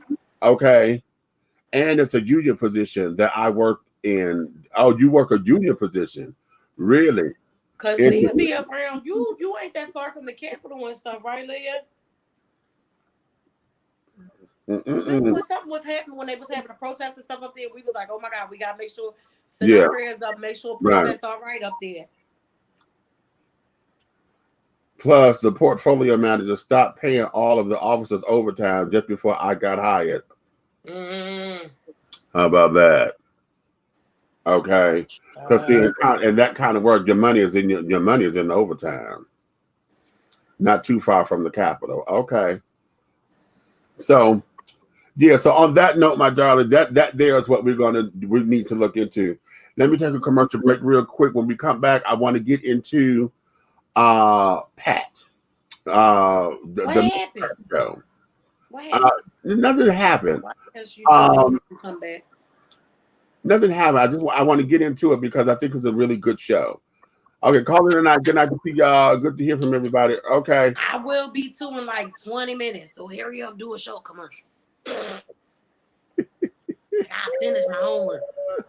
Right, okay. Whether you are a resident or visiting the ATL, if you need to satisfy your soul and your hunger with some good old-fashioned scrumptious victuals, then head on over to Tara Boulevard and feast at the Country Kitchen Cuisine Buffet. The Country Kitchen Cuisine Buffet has a mouth-watering array of delicious delicacies that will tempt your tummy, tantalize your taste buds, and please your palates. All of our items on the buffet are made from scratch, just like Grandma used to make. Try our meatloaf, the succulent fried chicken, the smothered pork chops, the short ribs, the fried and baked fish. Try our oxtails, the turkey wings, and don't forget some of those fantastic sides with the macaroni and cheese, cornbread dressing, greens, cabbage, red beans and rice, potatoes and gravy, and oh my God, don't forget the cornbread and those decadent desserts. Your hunger will not be denied. Come on down to the Country Kitchen Cuisine Buffet, located at 8562 Tara Boulevard in Jonesboro, Georgia. Come on down and tell them that Big Meech and Dishing Tea has sent you. Yeah. Angelo Ellerby, the Henry Higgins of hip-hop, is the founder, president, and CEO of Double Exposure Media Relations. Double Exposure Media Relations is a full-service public relations, marketing, and artist development firm specializing in publicity, photography, artist promotion and artist development, makeup artistry, event production, and EPK development. Celebrating over 45 years in the industry, Angelo believes that a culture that does not take care of nor respect its artists is a culture that leaves nothing behind to appreciate. Let Angelo help you make dollars and cents of the entertainment industry. Contact Double Exposure Media Relations at 201-224-6570. That's 201-224-6570. We're not asking for your permission. We're not seeking your approval. We're claiming what's ours in the name of our ancestors. We are their answered prayers. This is more than a movement. This is a revolution. Black innocence. What are yours today?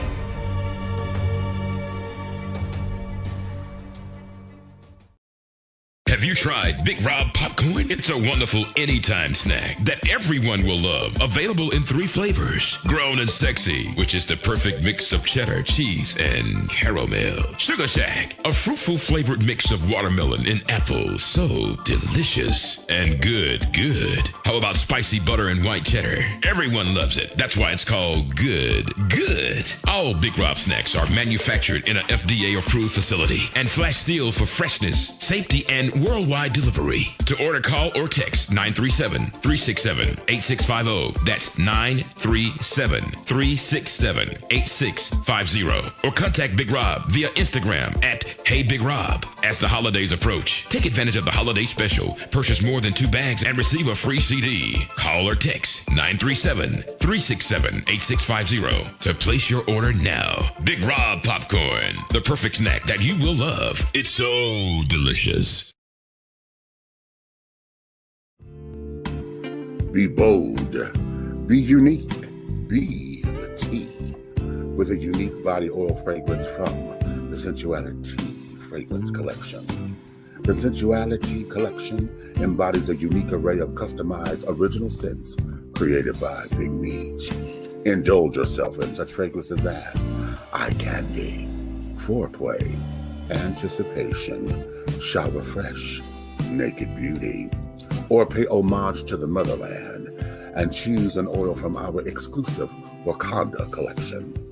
Over 17 different scents that will tantalize your senses. Order yours today. Log on to www.dishingtea.com for more information. Because remember, it's all about the tea. Sensuality, that is.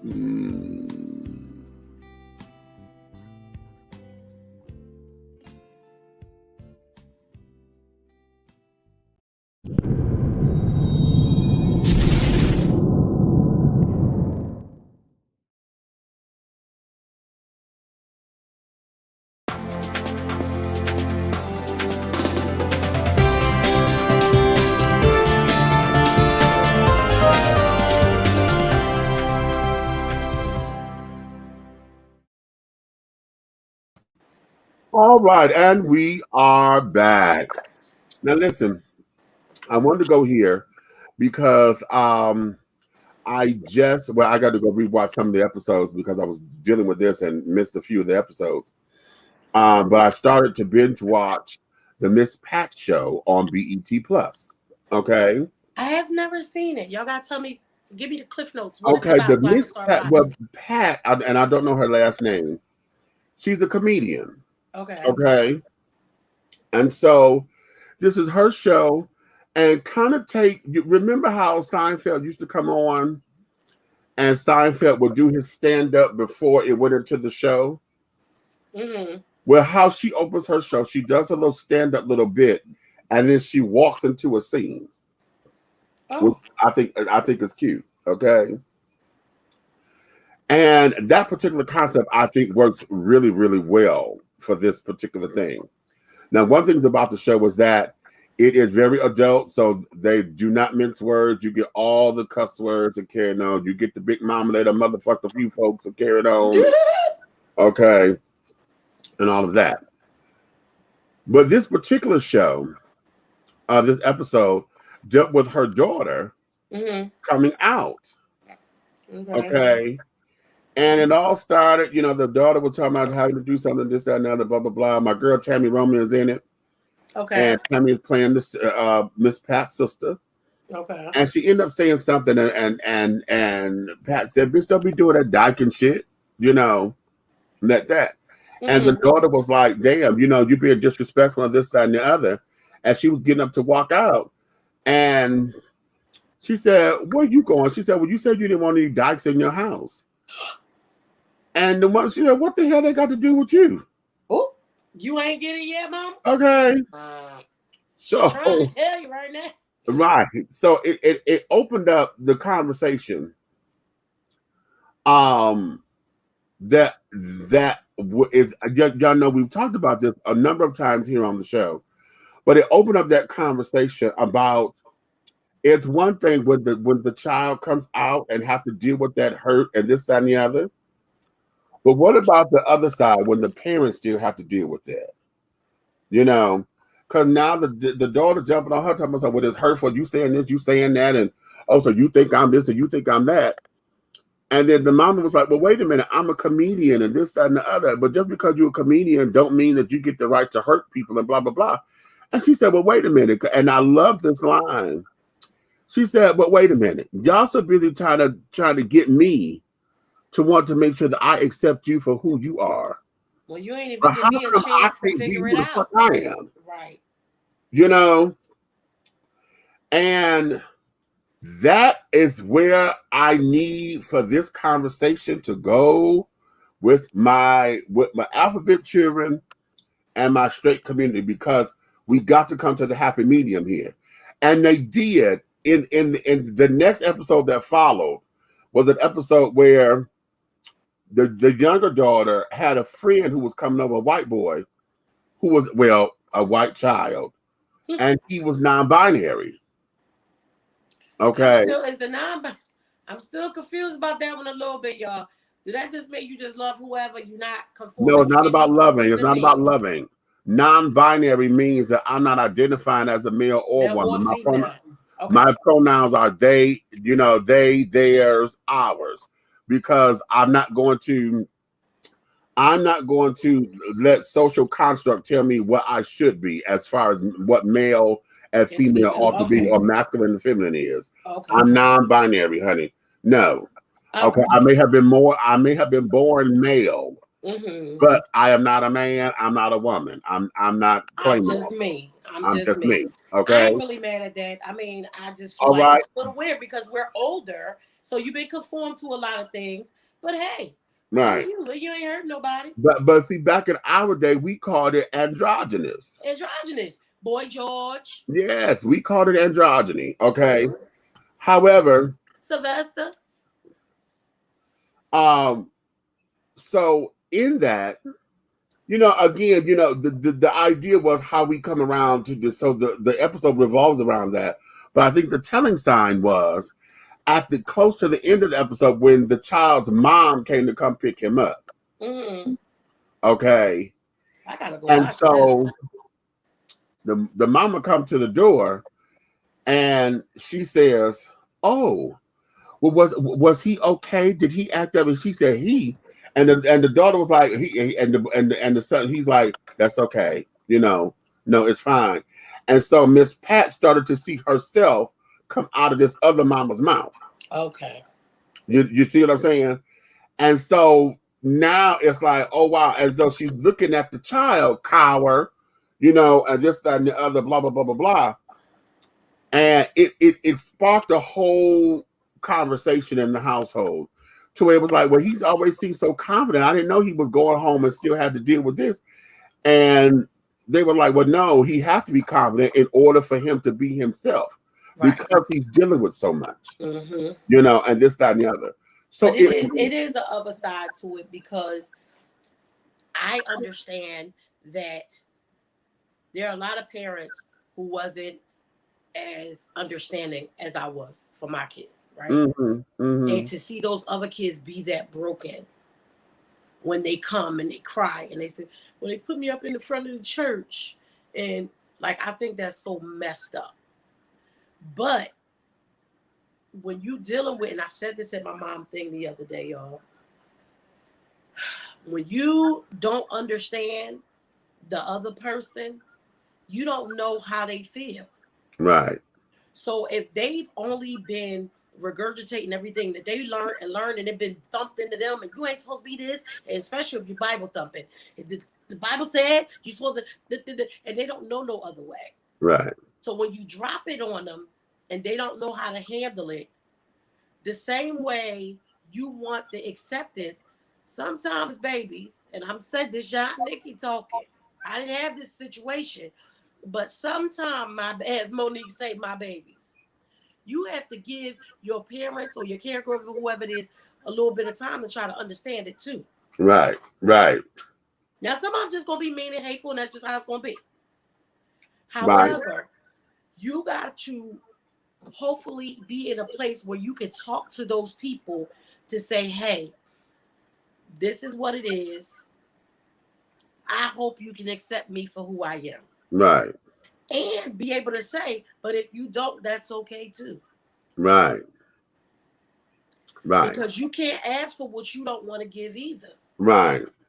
Why is it okay that I say you ain't gay and you say I am gay? Who right or who wrong? Nobody. Right. It's just our own feelings. Right. Right. And then the processing of it. Just like I needed time to process, or you needed time to process who you are, Yeah, you had a long time to figure that out. Like, cause a You lot had, of times and then you figured people it just out. wake up and say, Now, I'm gay, and then you go tell your mom, hey mom, I think I'm gay. You done processed that for however long right. it took you to when you got up the courage to say, hey, this is who I am. But then you want that person to get it Immediately. just as fast as you said it. Right. That Right. ain't fair. That ain't fair. Right. Right. And that there is where a lot of this was. So those 2 episodes back to back were absolutely to kill for, honey. And I was like, oh, okay, I can really get into this particular show. What drew me to it was the fact that T.S. Madison is on an episode, and that's what I'm trying to get to. Okay. You know, she's on one of the episodes, and she had posted her little clip of one of her scenes up on Instagram, and I want to see that whole show to see how she came about and to see if she's in any more scenes than that when she posted. Okay. So yeah, but I wanted to have, or at least see what the comments were going to be as far as taking the time for the other person to get it too. You know, and that's and let's look at it. Let's take that outside of just the alphabet world. Let's look at it from, how about when you decided that you were going to bring home that one person that you fell in love with, but you knew your family couldn't stand, and you said, "Yeah, I'm gonna do this." Okay. I want to hear his. I want to hear his. Hey, hold on. Hey, I don't know why, but I hey. need to hear. What? What? You see how she back? She acting up. You let her drink. You let her drink on live tonight, and now she acting grown. I am not. I just want to hear yours because I know your ignorant ass got one of those, and I just One of what? One of what? One of them stories where you brought home somebody you knew damn well. Matter of fact, I already know one. When you what? What? One of the stories where your family, where you gonna bring home somebody you know they ain't gonna like. Remember you told us your uncle was color struck. I remember. Oh yeah. I grew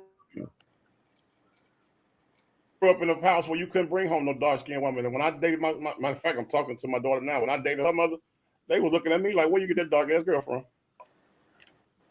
Because I always remember you told us your uncle said when she left, he said, "Don't bring that girl back around here no more." Don't you bring that dark skinned girl around here. I was like, "Boy, you crazy as hell. I love that woman." Right. And you had to sit down there, and then it becomes where you have to give them time to adjust. I didn't care about, bro. Let me tell you one thing about this Right. man here. I didn't give a damn about who adjusted when it came to my daughter, mom. Well, none of y'all. I did not give a damn. But that's the point. But that's the point that I'm making.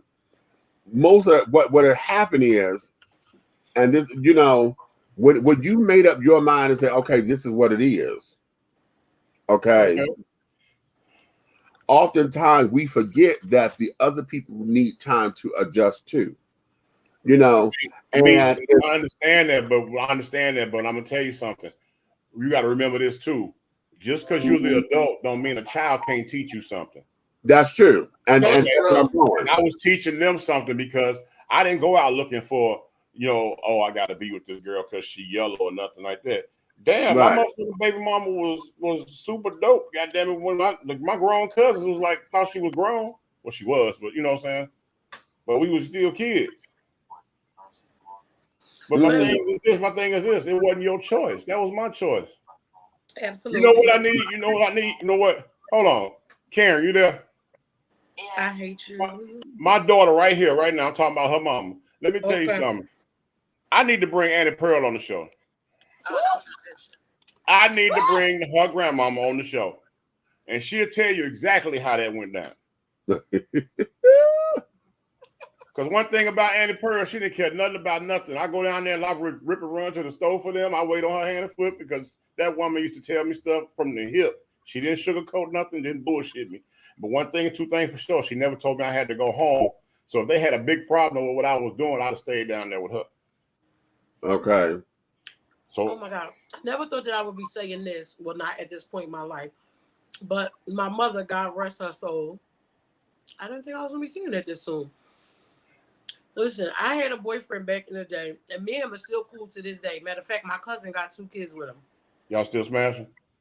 I never smashed. That's why. That's why we still cool. Okay.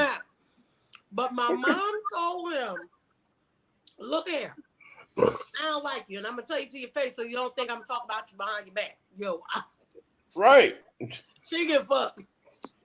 Now don't this sound like your grandmama, Karen? Look, and he See? still loved her to this day. He was one of the first people to reach out to me outside of y'all. He was like, "You okay? You okay?" He said, "Man, Miss Chrissy crazy as hell. I love her." He said, "I love Miss Chrissy to damn death." He said she couldn't stand me to be your boyfriend. We was cool as long as I wasn't your boyfriend. Now, me, this is not me.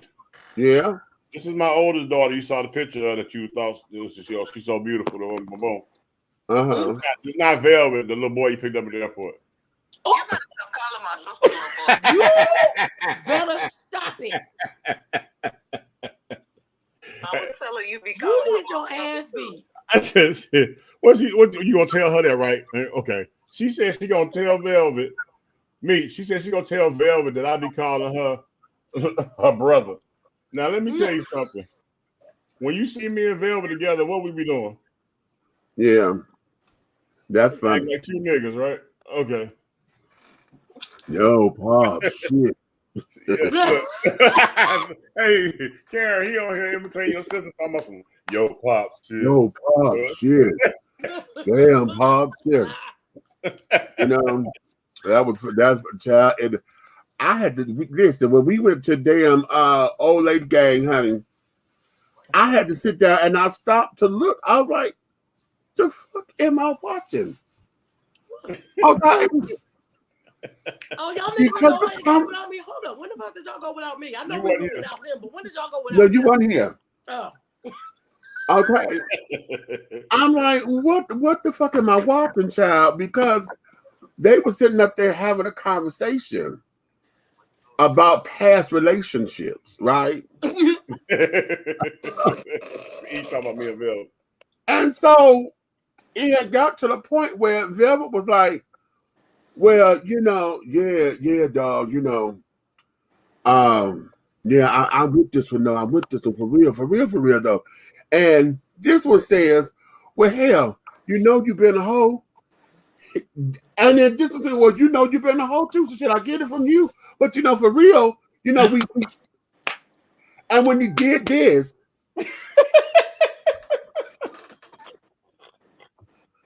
I had to stop. I was like, what the fuck am I watching? The camera should have been there, me. We should have had the camera. Should have been a whole What the fuck am I scene. watching? And I said, I'm there. Because it was. Bro, y'all will never understand how I love my girls. Okay, you'll never understand. Like, you know I get it. Yo, mini me. If ever there's such a coin of a term, mini me, because the tone in their voices had become the identical tone. It was almost as if I was listening to him talk to his younger self. Oh Lord! And I'm serious. I sat back and looked at. I was like, "What the fuck am I watching?" Well, I tell you what. Next time Karen turn it up and get mad and about to kill somebody, I'm gonna put it on speaker so you can hear because it sounds just like me. Oh Lord! Don't bring the wrath up in this joint. So yeah, so that's the closest, and it's it's adorable to watch too, child. You know, but I will say this because me and Velvet family, honey, around me, you know, I think she see me like a big auntie or something, honey, because you know it's cute. You know, and we haven't been. Hey, bro, she calls you that when we was at old lady gang when you was going back and forth to get the cologne from the dude outside. I said, where did Meech go? And he was like, auntie outside. She was like, auntie outside.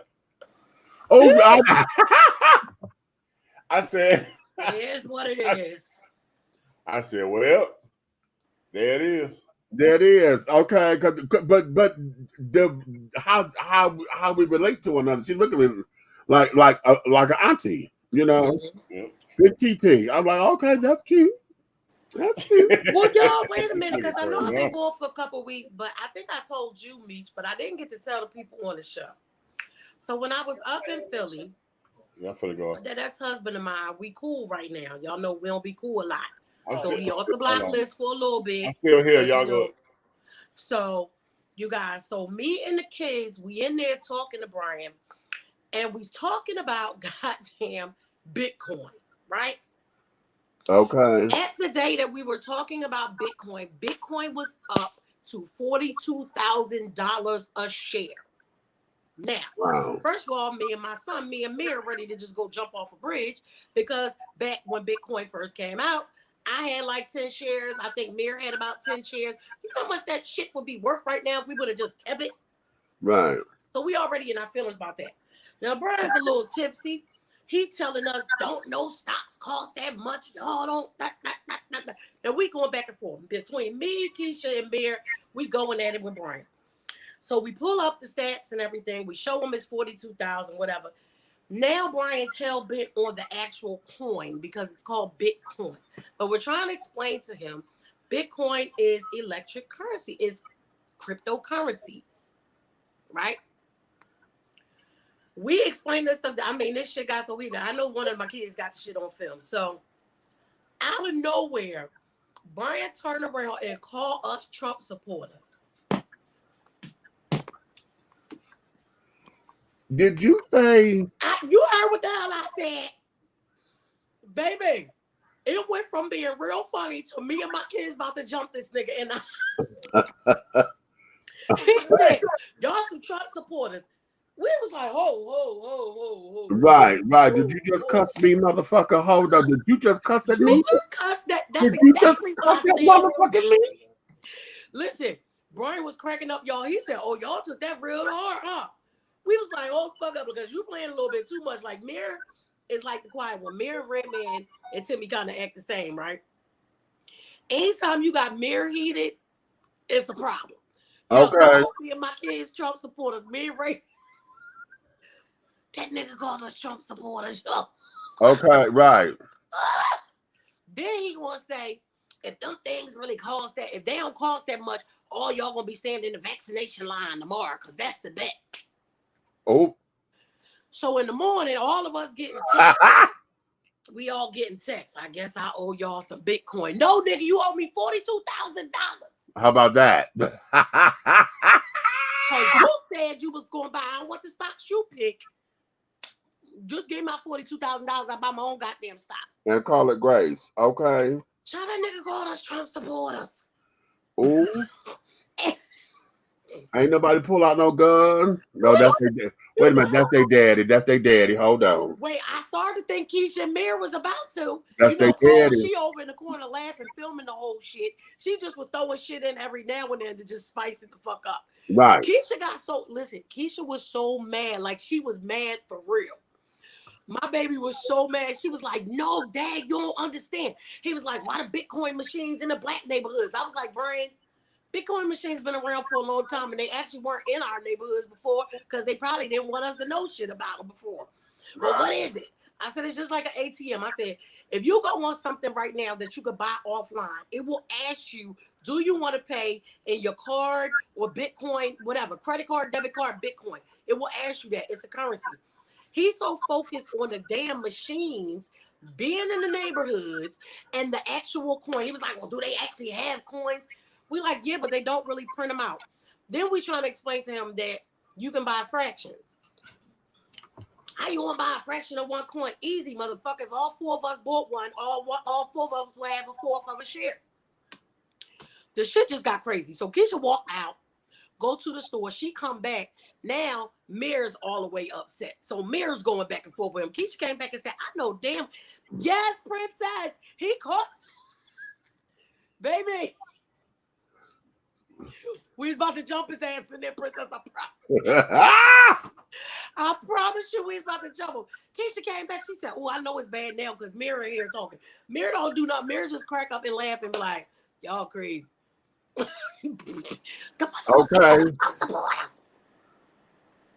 He just came out his ass with that because he knew it would make us mad. Because the shit had shit to do with Trump.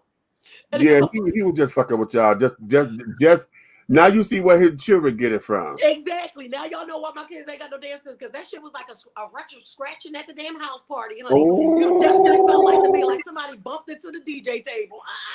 Okay. Okay. Yeah.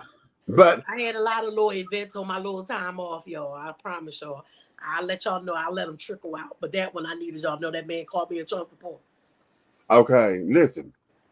I wanted to get into that whole Pat thing. Y'all go check out Yeah, I'm gonna go watch the Miss Pat show. I think it's like 10 episodes right now. Damn, where I've been? I be watching BET Plus. Well, it just came on like on the 1st. I think. Okay. They put up the whole season. It just came on. So I'm like, okay, cool. Who's the producer? Who's the producer? Who's the writer and producer and stuff? Do we know yet? Oh, child, it's in the credits. Look, you know I'm always in the credits. Yeah, I look in the credits. I do know that George Pierre is he's the casting director. I'm not sure if he did extras casting. I know George Pierre. I know him because when his company first got started, when I was doing a lot of extra work, 10 years ago when I first got here. Okay. And because I haven't been on the scene trying to get any extra work, I have met him, but I can't say that I really know him anymore. I would have to get back into his graces, but he's come a long way. I had a reading today. I ain't do it. Okay, he's come a long way in doing his thing, and I'm not mad at him, honey. I'm glad that he is. He's a black man who was doing a lot of this extras casting and carrying on here in Georgia. Okay, that's cool. But I know that's the name that I recognize, and yeah, like I said, Tammy Roman's in it as well, and I forget who else are the producers and things of that nature. But check I'm so proud of Tammy. I love what she did. Yeah. Because if y'all don't know, Tammy go way back to Real World when it first started. Right. Y'all don't know. Okay. So, but I wanted to bring that up so that y'all can understand that particular conversation needs to always be had, and I say that with the alphabet children because we cannot say that we're asking for acceptance and looking to celebrate diversity if we are not extending an olive branch, making sure that the road to redemption, the road to acceptance, the road to take me as I am is smooth. We got to make sure that we extend that bridge. You can't make it like a drawbridge, honey, to where, because you ain't taking me like I am, then I'm gonna remove the exit over here, because you got to give them time. Yeah, I think that's fair. I would love to interview what's Angela's last name? Y'all know the black girl who's the black Republican?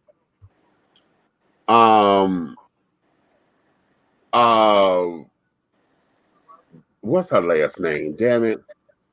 Anyway, she now has a trans daughter. That and carrying on. She was on Dr. Phil and this, that, and the other. And a lot of things that is happening is everybody was trying to come down on her because she don't want to use pronouns like she and her and this, that, and the other. And she simply says, listen, I know what y'all were not there when this child was born. I birthed a boy. Right. Okay. I birthed a boy. And there is no way that y'all gonna tell me that what came up out of me as a boy, that I had a girl, and y'all gonna tell me what the hell this is. That's not what you're gonna do. Right. Okay. And that's her right to feel that way. But it's more than just a feeling. That's more than a feeling. What it is this. It is simple biology here. What you're trying to tell me is that you're trying to tell me that I have a female as a child. I did not birth no female. I birthed a male. Okay. Now, all this other stuff, and what I hear her say is, no, I'm not accepting all of this just yet. And don't force me to accept it, because, as she said this on one of the shows, y'all expect for me to accept it, but y'all not taking into the fact that I just lost my only son. Yeah, come on. It's two sides to that coin, baby. Yes. And that's the part that nobody is hearing. You understand? Everybody want to jump on her because she keeps saying you disrespectful. How you gonna call him he? How you gonna call your daughter? I didn't have no daughter. I had a son. She said, and that's disrespectful for you as a mother. I'm a mother. That is disrespectful for you to tell me that, and that's what the folks are not hearing. And I would love to have her on this platform just to give her an opportunity to express that in the way that she needs to express it without feeling as though she has to defend herself. You know what I mean? Because I hear exactly what she's saying. Right. Because in the same token, she talked about how beautiful Miss JB's is. If y'all know JB's, that's her name on Bigo and carrying on, but that's the trans daughter name now. I forget what her former name is. JB's. Yeah. I gotta go look. Y'all know I haven't not only been here, but I ain't been there either. I took the month off. Well, I took 2 months off. Okay. But yeah, JB's is the name, and she's sickening. The bitch is lovely. Okay. And when you look at her, she looked just like her mama did, at her age. Okay. Okay. She looked just like her mama. Okay. And I was like, wow. And she says that, she admits that, and so she said, oh, wow. She said, oh, she's very attractive, and this, that, and the other. But she did say this. She said, one of the things that I'm objecting to is the fact that she wants to be a ghetto, wretched skank girl on these damn apps. Okay. And as a mother, that don't matter if she was born a female or not. She don't want to acting like that. Right. That's just a mother. And I was, come on, Cicely Tyson. Come on, Cicely. That, yeah. Okay. Don't nobody want their kids out here acting like Byron. You know what I'm talking about, though. Every time we get to that scene in that motherfucking movie, I be wanting to beat the shit out of that goddamn Tiana Taylor. Baby, I want to beat Tiana's ass and Tyler's ass for making for writing that shit. Every time I think, oh my God, and she said in that old hateful tone that just make you want to slap somebody. I'm like, bitch. Now when I meet Tiana, she's here. They live here. We might be related because I'm looking at her. I'm like, oh, we might be related. Are here, honey. They live here. Yeah, you wait till I meet her. I'm gonna say, girl. I reached out because she got Auntie's Productions. Mm-hmm. You better be glad you're the actress, bitch, because I swear. Ooh, I just want to choke you out every time the movie. Okay. We ain't got no eggs. I get what her mother said. She needs time to process. Yes, she does. Right. She needs time, just like everybody else needs time. And this is why I'm saying I want to take that across the board, which is why I was using the whole thing about, when you brought somebody home that your parents didn't agree with, and you said, I'm about to get married to this. And everybody looked at you like you was crazy. Okay. And then they're like, you finna get terrible. I know. How about, wait a minute. How about those you didn't bring home, but you end up having kids? Oh. Well, everybody in my family loves naked ass, so. You didn't have kids by this motherfucker. And you knew goddamn well that you were supposed to, out of everything, child. I'm like, oh, out of all the bitches to be fucking, you fucked that one without a condom and you got this one pregnant. Now you tied to this bitch for the rest of your life. Because I want you to please children. Stop thinking when you have a baby that y'all only together or have to deal with each other till that child is 18. That is a bull face. That's a lie. That's a fucking lie. That's a lie. That's a That's lie. Who the fuck made that shit up? So please start considering who you have children with, who you lay down with unprotectedly. Okay. So that goes, all that goes across the board when we're talking about time to process. Okay, because there are really fair and a good topic for us to have like for a whole show one day. Yeah. Especially if you could reach out to that lady and get her. Yeah, I would love to have her on here.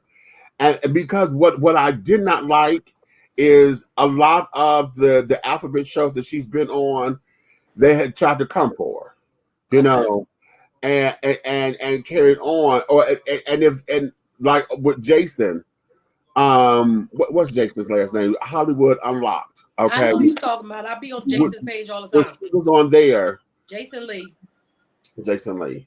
He wasn't trying to necessarily comfort her, but it was the girl that was on his panel that did, right?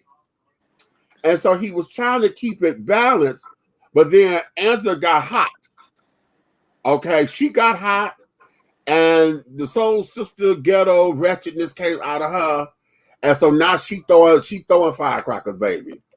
She throwing firecrackers and everything, and it was. Was that over there on Bigo? No, it was on it's on YouTube. You could go back and it's on one of the Hollywood Unlocked shows. Yeah. Okay. Because I was going to say, because over there, sometimes they do shit for the shock value to get more gifts and stuff like that. Because you can easily, as the host, mute them motherfuckers. When they get to arguing and stuff, you can mute them. You say, hey, we only gonna talk one at a time. I'm gonna unmute you, let you talk, then I'm gonna mute you, let them talk. And sometimes, because I've been on Jason's page and been for the shits and giggles, and while he sit there eat cereal while people is arguing. Right. No, this is Hollywood Unlocked. Oh, okay. And his one of his co-hosts, the female, okay, wanted to do battle. And so then Angela got it sent her over, and the jab that she took at Jason was when I think something about his mother being on drugs, because his mother was on drugs and stuff. Yeah, but she went there. I think she called her some kind of crackhead or whatever she called it. Baby, when she slung that one, I was like, oh, okay, shots fired. She going in for the kill. Fired, honey. Yeah, she going in for the kill. So when she said that, Jason got hot, and then it became. So my whole thing was it did not have to go there. Right. Okay, it did not have to go there, but one of the things us as alphabet children or allies, because I don't know if the girl is lesbian or not. I'm the alphabets and allies of the alphabet children who always got to open up their mouth about something. They came at her wrong, or at least in wanting to try to correct her for not being accepting of a trans person. And I thought that was unfair. I knew what they were trying to get at, and I got it, but think it's the route they took. Unfair. It was completely unfair because she came in and she was very demure and carrying on, and I would love to have her here just so that she could hear me as a black gay man, honey, who is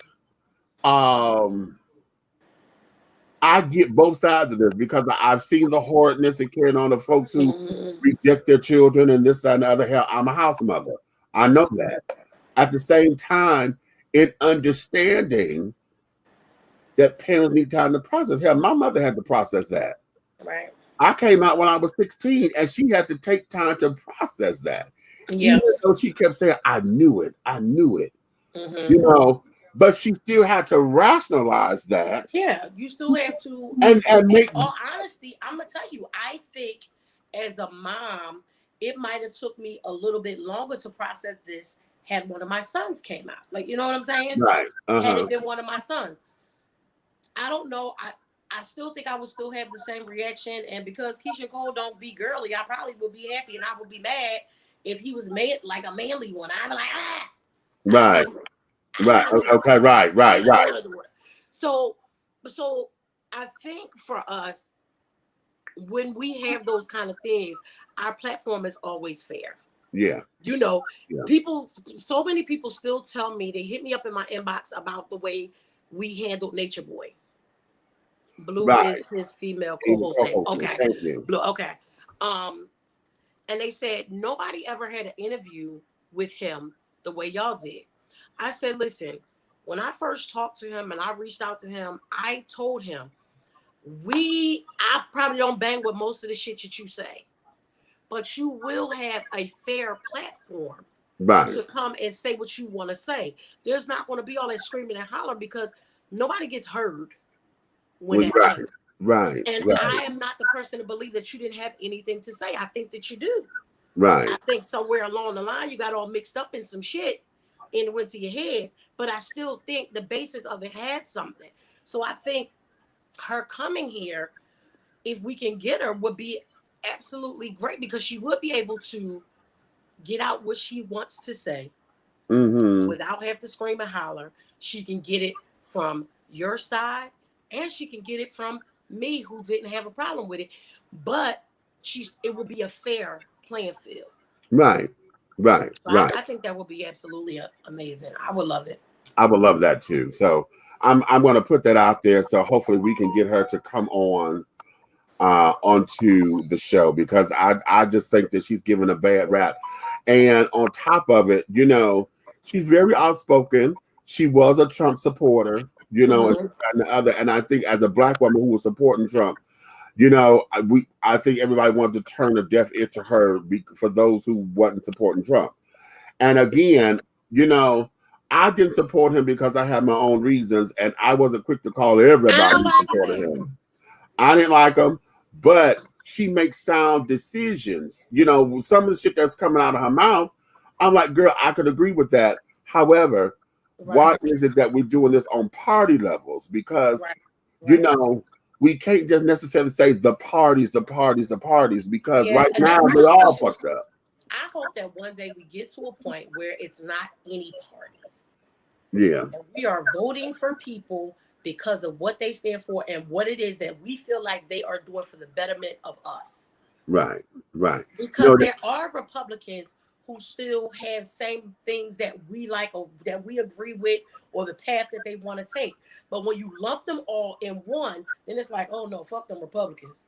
Right. And it shouldn't be that way. It becomes unfair because you have liberal Republicans and conservative Democrats. Right. Okay. And that there is where all of this, it becomes a teeter-totter. But this is a wonderful segue because we're going to close out with this. Okay. I want you guys, now is the time to get yourselves together for all of your voting registrations and carrying on. Y'all see we're doing a lot with voter suppression and carrying on, particularly for those states that turn blue. Okay, Georgia is one of them. Republicans and the party children, honey, who have been upset that, you know, that the last elections were what they were. Now they got all these different rules of carrying on to make sure that, you know, they're trying to stifle the vote. Okay, there's no other way to play. There's no other way to say it. So now we want to make sure, start now. Do not wait until it's almost time to vote. Right, please. Because there's a process to this. Like right now, those of you who are here in Georgia, we do have a few elections coming up this year. Because here in College Park, we have council seats that are up, Ward 2, my ward, and Ward 4. We have council seats going up. We got a number of things that's going on. But in order for you to be able to vote, you got to be registered by October 2nd. All of your stuff got to be in order by October 2nd. And we don't have to do it again, though, right? No, listen to me. That's why I'm saying it. Okay. We have to make sure because they done changed a lot of shit. Yeah, they done changed it to where they're trying to make sure you got to have this and you got to have this. They're trying to do away with absentee ballots and all this kind of, and they can't do it legally. But now they putting all these curveballs and shit to where now is the time for everybody who need to get on top of it so that you know that you're in the system correctly and that you can vote. Okay? I'm currently working with the Fulton Dems, even though I vote independently. Okay, what we're doing is we are coming together to make sure that folks are just that. All your registration is intact. Everything that you're looking for is intact for your voters' things that carrying on. And then also to make sure that you have a right to vote, to understand who you're voting for, why you're voting for them.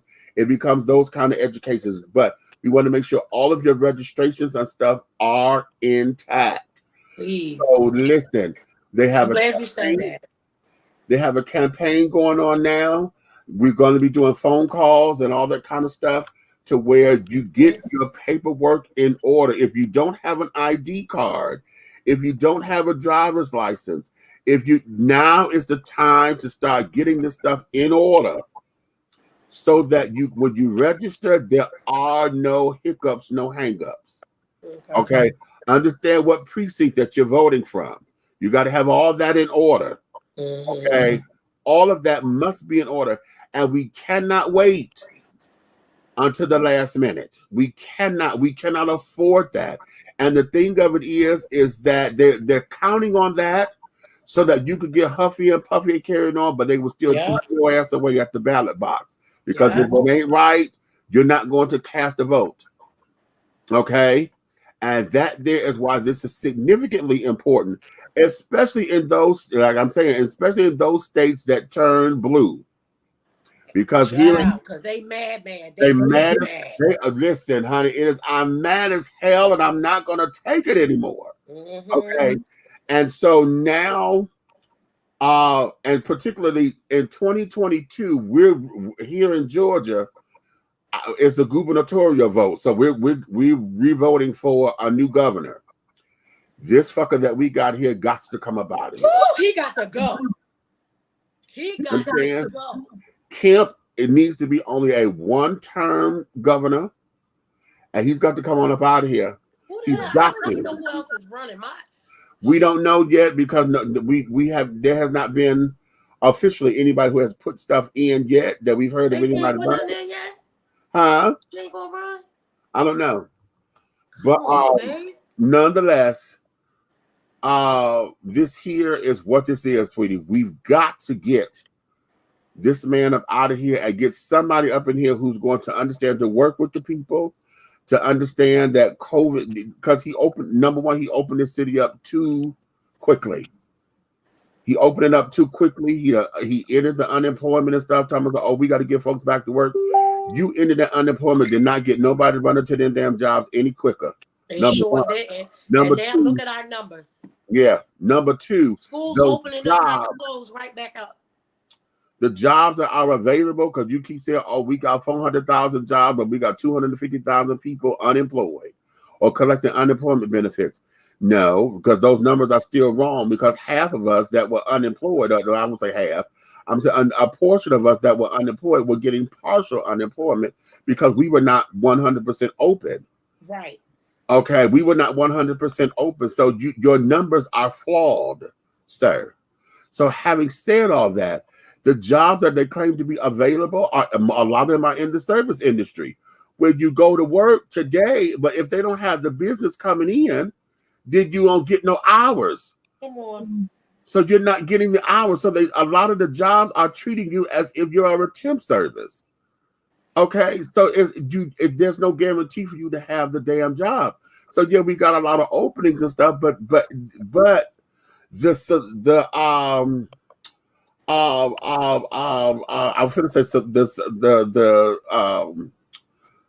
say solidify, but that wasn't the right word. That's why I'm stammering.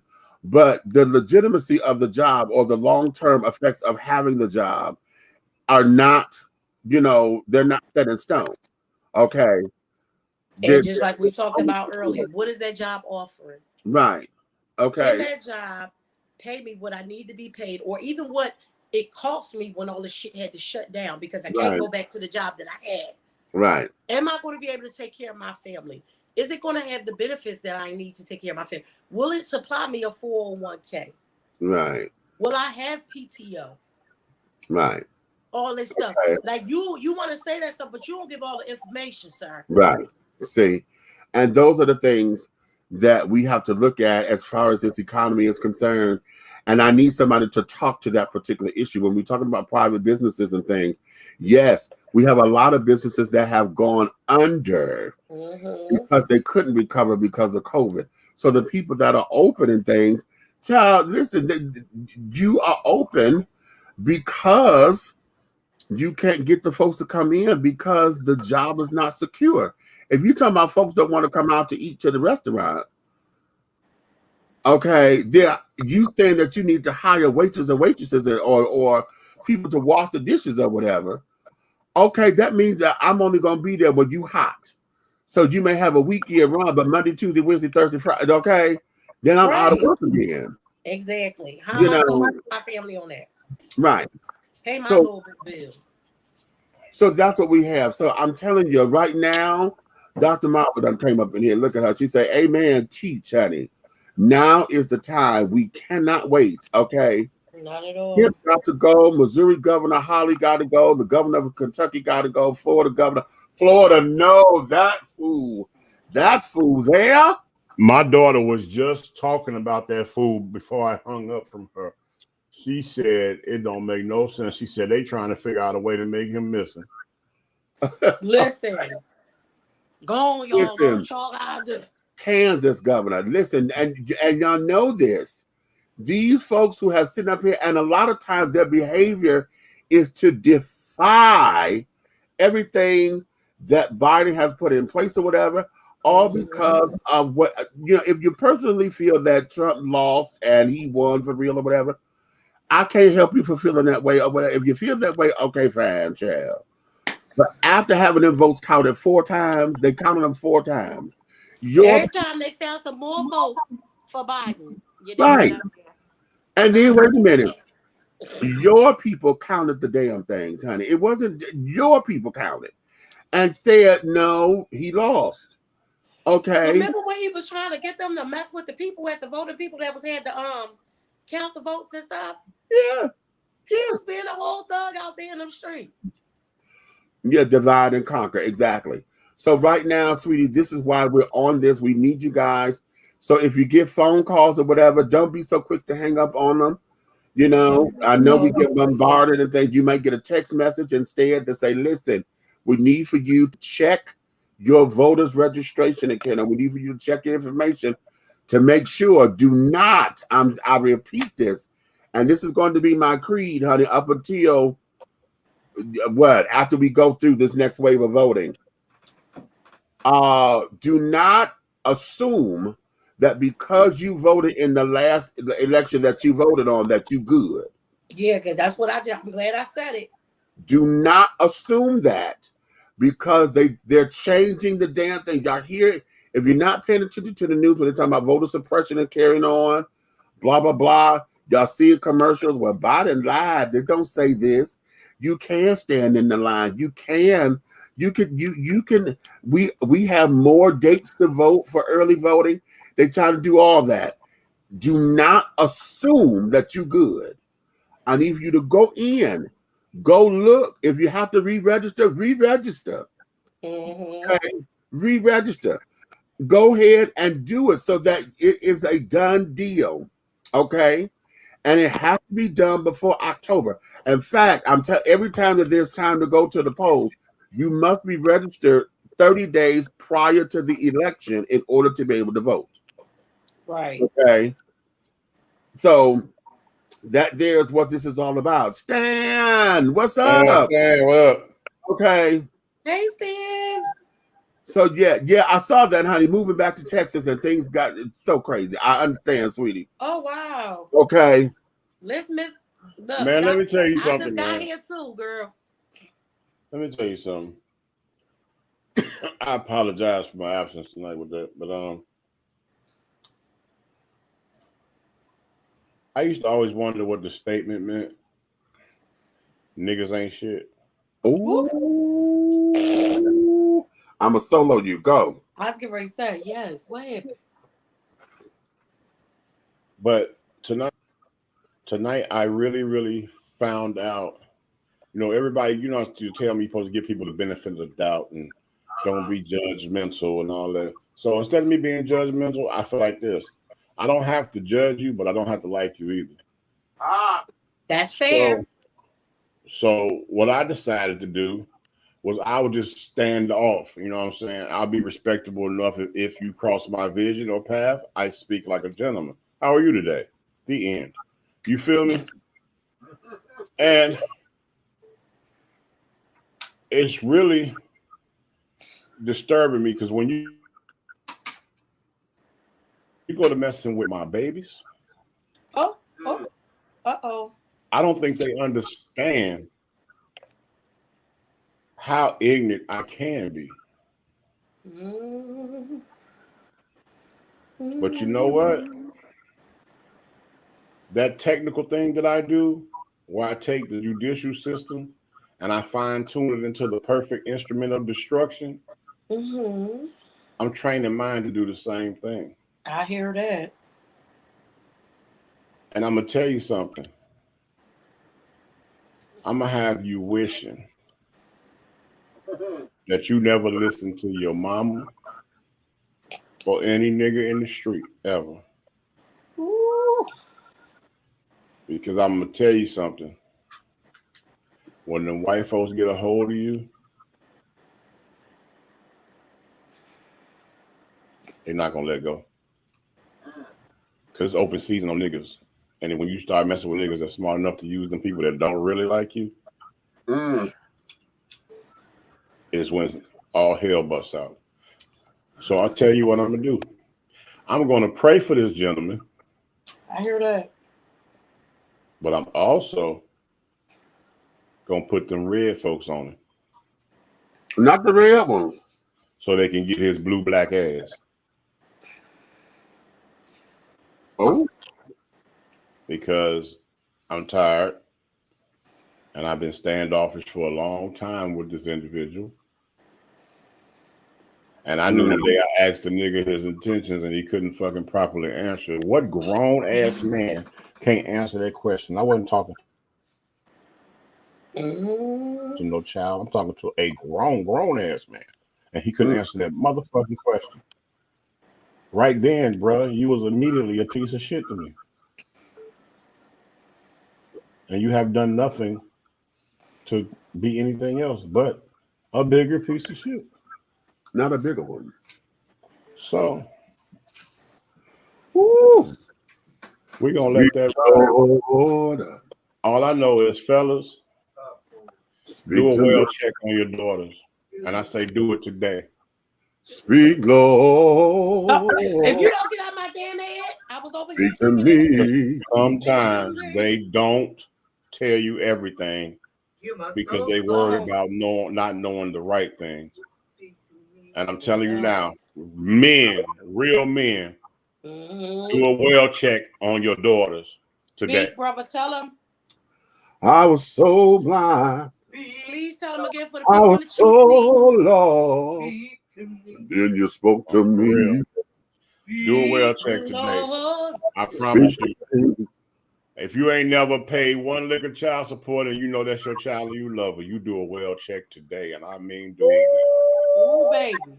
Y'all better listen to what he's saying. Because it's open season right now on our black women. And the black men are not standing up being who they're supposed to be. They conforming to what they people are telling them they are. And I'm telling you right now, you take these little boys and you beat them into manhood. Because I'm telling you right now, the talking is over. Oh. Oh, the way to get your ass. Oh. That sounds like somebody about to get stuck. I'm just saying. Then maybe God is trying to tell you something. Maybe. And what y'all need to know is that God trying to tell y'all this. Let me tell y'all what God trying to tell y'all. Now the people be like, God spoke to me, had a word for you. Here goes the word. Y'all know that love that we love to use. Do not touch his anointed.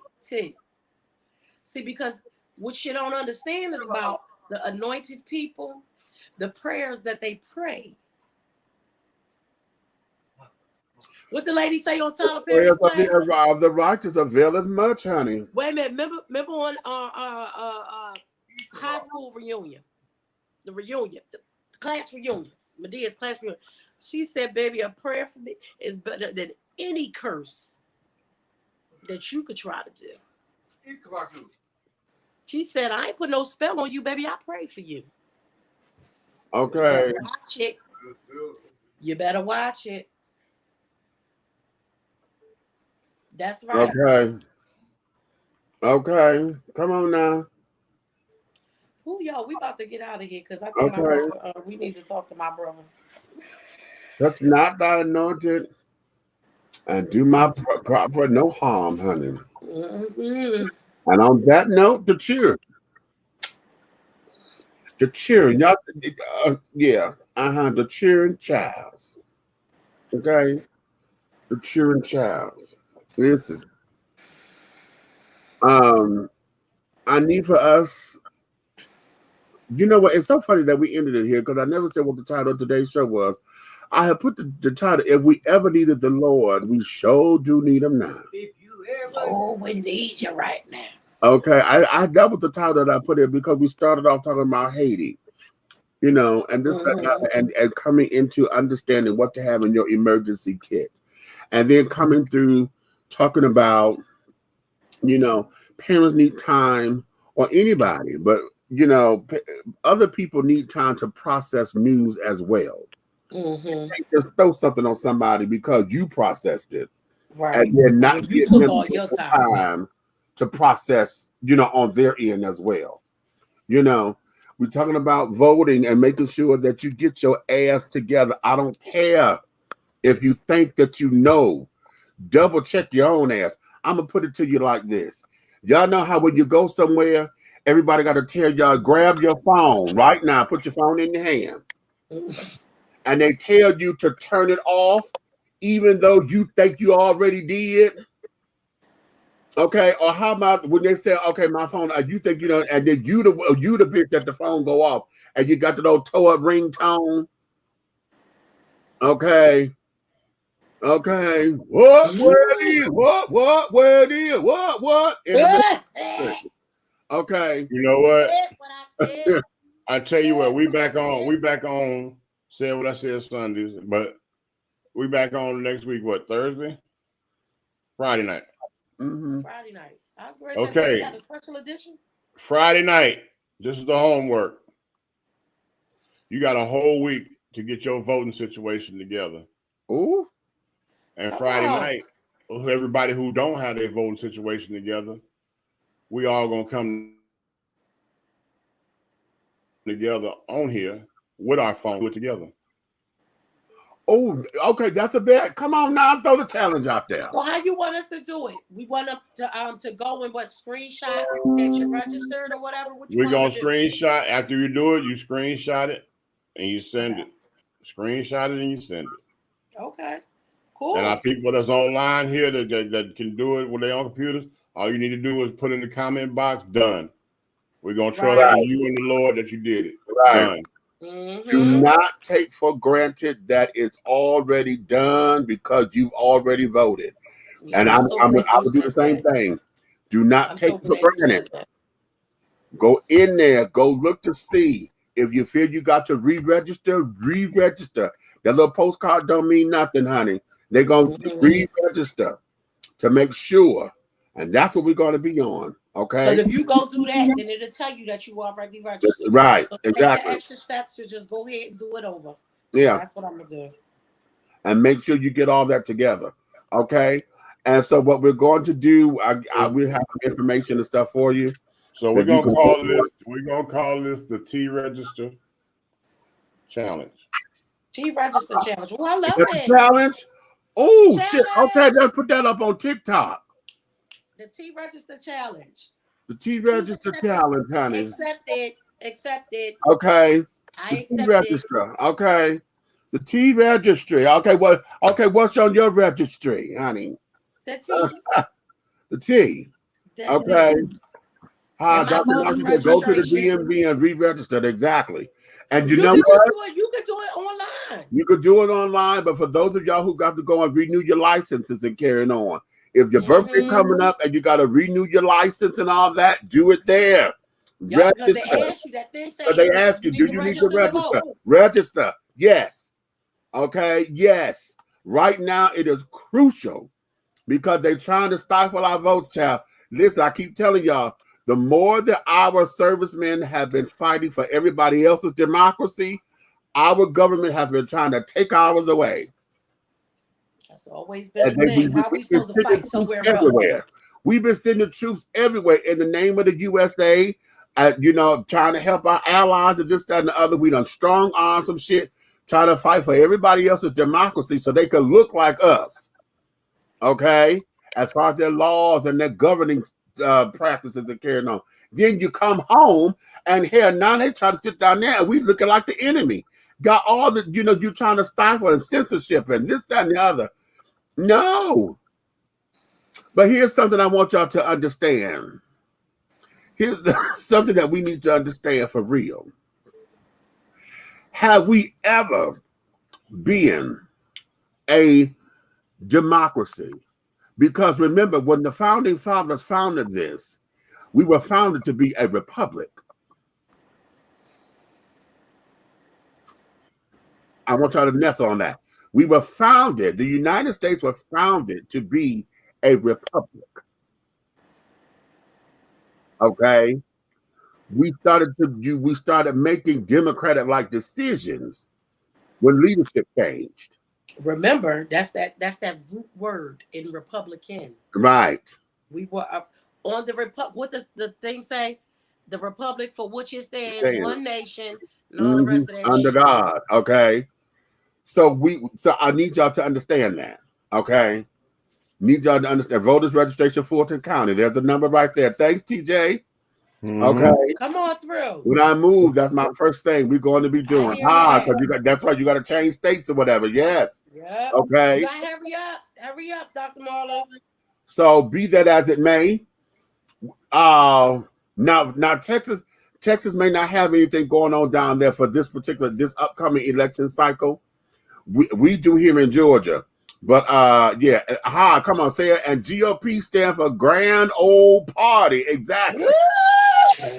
Good old party. It was okay. She said good old party, but it's, you know, and that's what they mean when they say grand old party. Okay. So yeah. So let's look at that and make sure that we're on top of this. And that's what this is. So you got your marching orders and your homework assignment. Next Friday, that's what the show is, honey. The T-Registry report. Okay. The TRR, honey. The T-Registry report. Okay. And also, if you guys are interested in working the polls, if you're a poll worker, I want to wait. I'm not going to say anything. I'm not going to say nothing about you working the poll. I'm not drunk, but you know I've been drinking. But I'm just saying, he thought I was going to say something about him working the poll in Alabama. And I didn't say anything about that. I didn't say nothing about the polls in Atlanta where all the girls work. I didn't say nothing about that. Thanks, Dr. Marla. Look, she made it clear. All right, that's what I was trying to say. Me thought I was talking about Alabama. Listen, but if you are willing to work at the voters, at the voter houses, there you go. Okay. That's damn okay. We gotta choose our words. So at the ballot boxes. At the ballot, down to the ballot house. Okay. Hey, I'm gonna tell you something. I done had a few ballet boxes myself. Listen. Okay. But she said, but we was all thinking, come on now. Yes. If you're choosing or would like to, because here's the thing, I want y'all to pay attention to this. I need y'all to pay attention to this because I know this is something that we were going through here within our election cycles. Oftentimes, we have a lot of senior citizens at those particular places because this gives them an outing. It pays a little bit of money, so they get a little coin or whatever. But what happens is that everything is so technologically advanced. A lot of those seniors do not know how to run technology. Right. Okay. We need younger people there in those places so that, number one, it's not taking 4 and 5 hours because the shit done shut down. Yeah. Okay. We need to have the people there. And here's the other thing that I want y'all to get and understand. With these new voter suppression shits that they're trying to do, as far as passing out water and food and little snacks or whatever, they're trying to tell you that you cannot do that unless you are either working the poll at the polling house, or you're somewhere connected to it, because you cannot be within 150 feet of the polling place. You know, and carrying on. That's what they're trying to do with this new thing. So you want to make sure that even if you're not at the booths or whatever, that you could be some of the ones who helping folks fill out the registration form and this, that, and that. Right. You might have to be out there. I mean, for that, what we were doing, and now they're trying to suppress that. Right. If that's Right. something that you wanted to do, see if you can get with the place where you wanted to help and donate water and stuff like that to them. So Right. maybe that somebody else who works there, if you don't have the time to be there, you can still do your part by Right. taking a case of water or some snacks or something like that to them. Or, you know, if they outside, I don't know, can we provide some chairs or something? The old people be standing them damn lines. That's some bullshit. Because remember we said we wanted to do that too. If they're in a long line, they might have to go to the bathroom. Right. They're not going to stand in the damn line. Right. Mary, while she go to the damn bathroom. Right. Right. Let me take her place. You know, we got, keep her place in line, you know, that kind of thing. So BYOB to the polls. How about that? Mm-hmm. Okay. So we have to look at that. So we're on top of that. And so you have your marching orders. And so that there next Friday, we're going to start this and carrying on. If you're here in Atlanta, if you're trying to get on, some inbox me. Inbox me. If you're here on Facebook, take it to my inbox. If you're watching on YouTube or whatever, hit me up in the comments. Okay. And if y'all happen to be on my YouTube page, I'll check it and I'll forward it over to Meech. Okay. Okay. She said, bring your own potty. Okay. Bring the potty to the. Oh, the diaper child. Okay. Well, it depends if necessary. Okay. Listen, we have volunteer opportunities that are available. And I want to get that information to you so that we can get you on the phone bank, or if you want to go door to door, put the door hangers on the doors. We have that coming up and things of that nature to tell folks and remind folks this is what you need to do. Okay. So listen, it takes all of us. It takes all of us. And if I'm preaching to the choir, then now it's time for the choir to give me an A and a B selection. Okay. Come on. Okay. Give me an A and a B, honey. We're gonna take it to the streets, children. I need a contemporary number and give me a traditional number, because we're gonna hit everybody. Okay. So that means if you want to give me James Cleveland, okay, I'll take James Cleveland. If you want to give me Walter Hawkins, I'll take Walter Hawkins. But damn it, you got to give me some damn give me some Israel Houghton or some Kirk Franklin or some damn Fred Hammond or some Karen Clark Sheard or some Yolanda Adams too. Come on. Okay, you understand? We have to Come on and rain the melodies down. Come on. You want to give me a little Leandria? You give me some Leandria too, child. Okay, okay. Look, for the hippity hop kids, get Kurt and Donald Lawrence, honey. Yeah. Okay.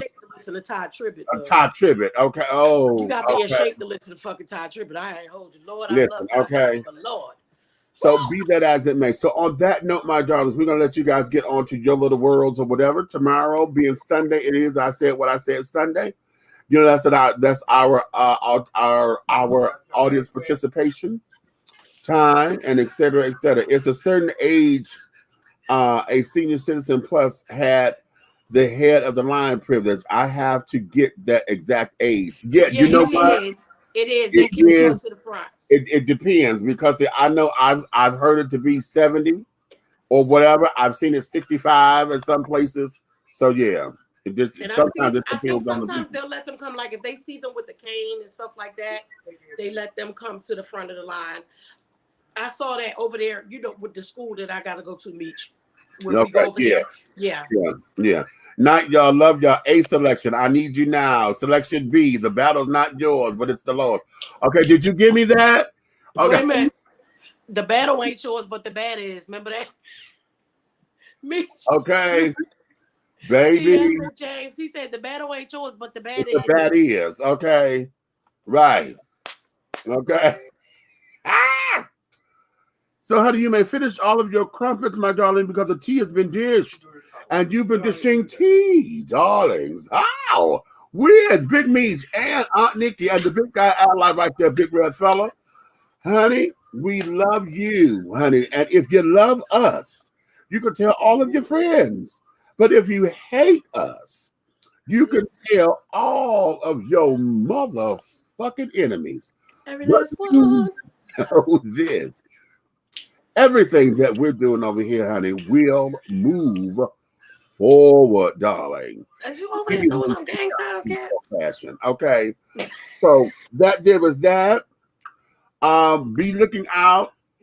With Diversity TV is coming very, very soon. We're gonna have you add that to your Roku channels very soon. Or you can catch you can catch our show there as well as Black GDP TV and other new original programming that is coming to Diversity TV. Okay. Yeah, So, new up and coming show called. So what you saying is, Oh Lord, baby, we got that we got that in the work, sugar. Okay. That I just need y'all to know that y'all think we a mess when we write this. Y'all have no idea.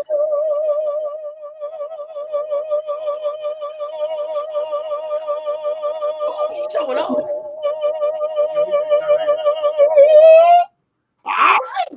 and scene.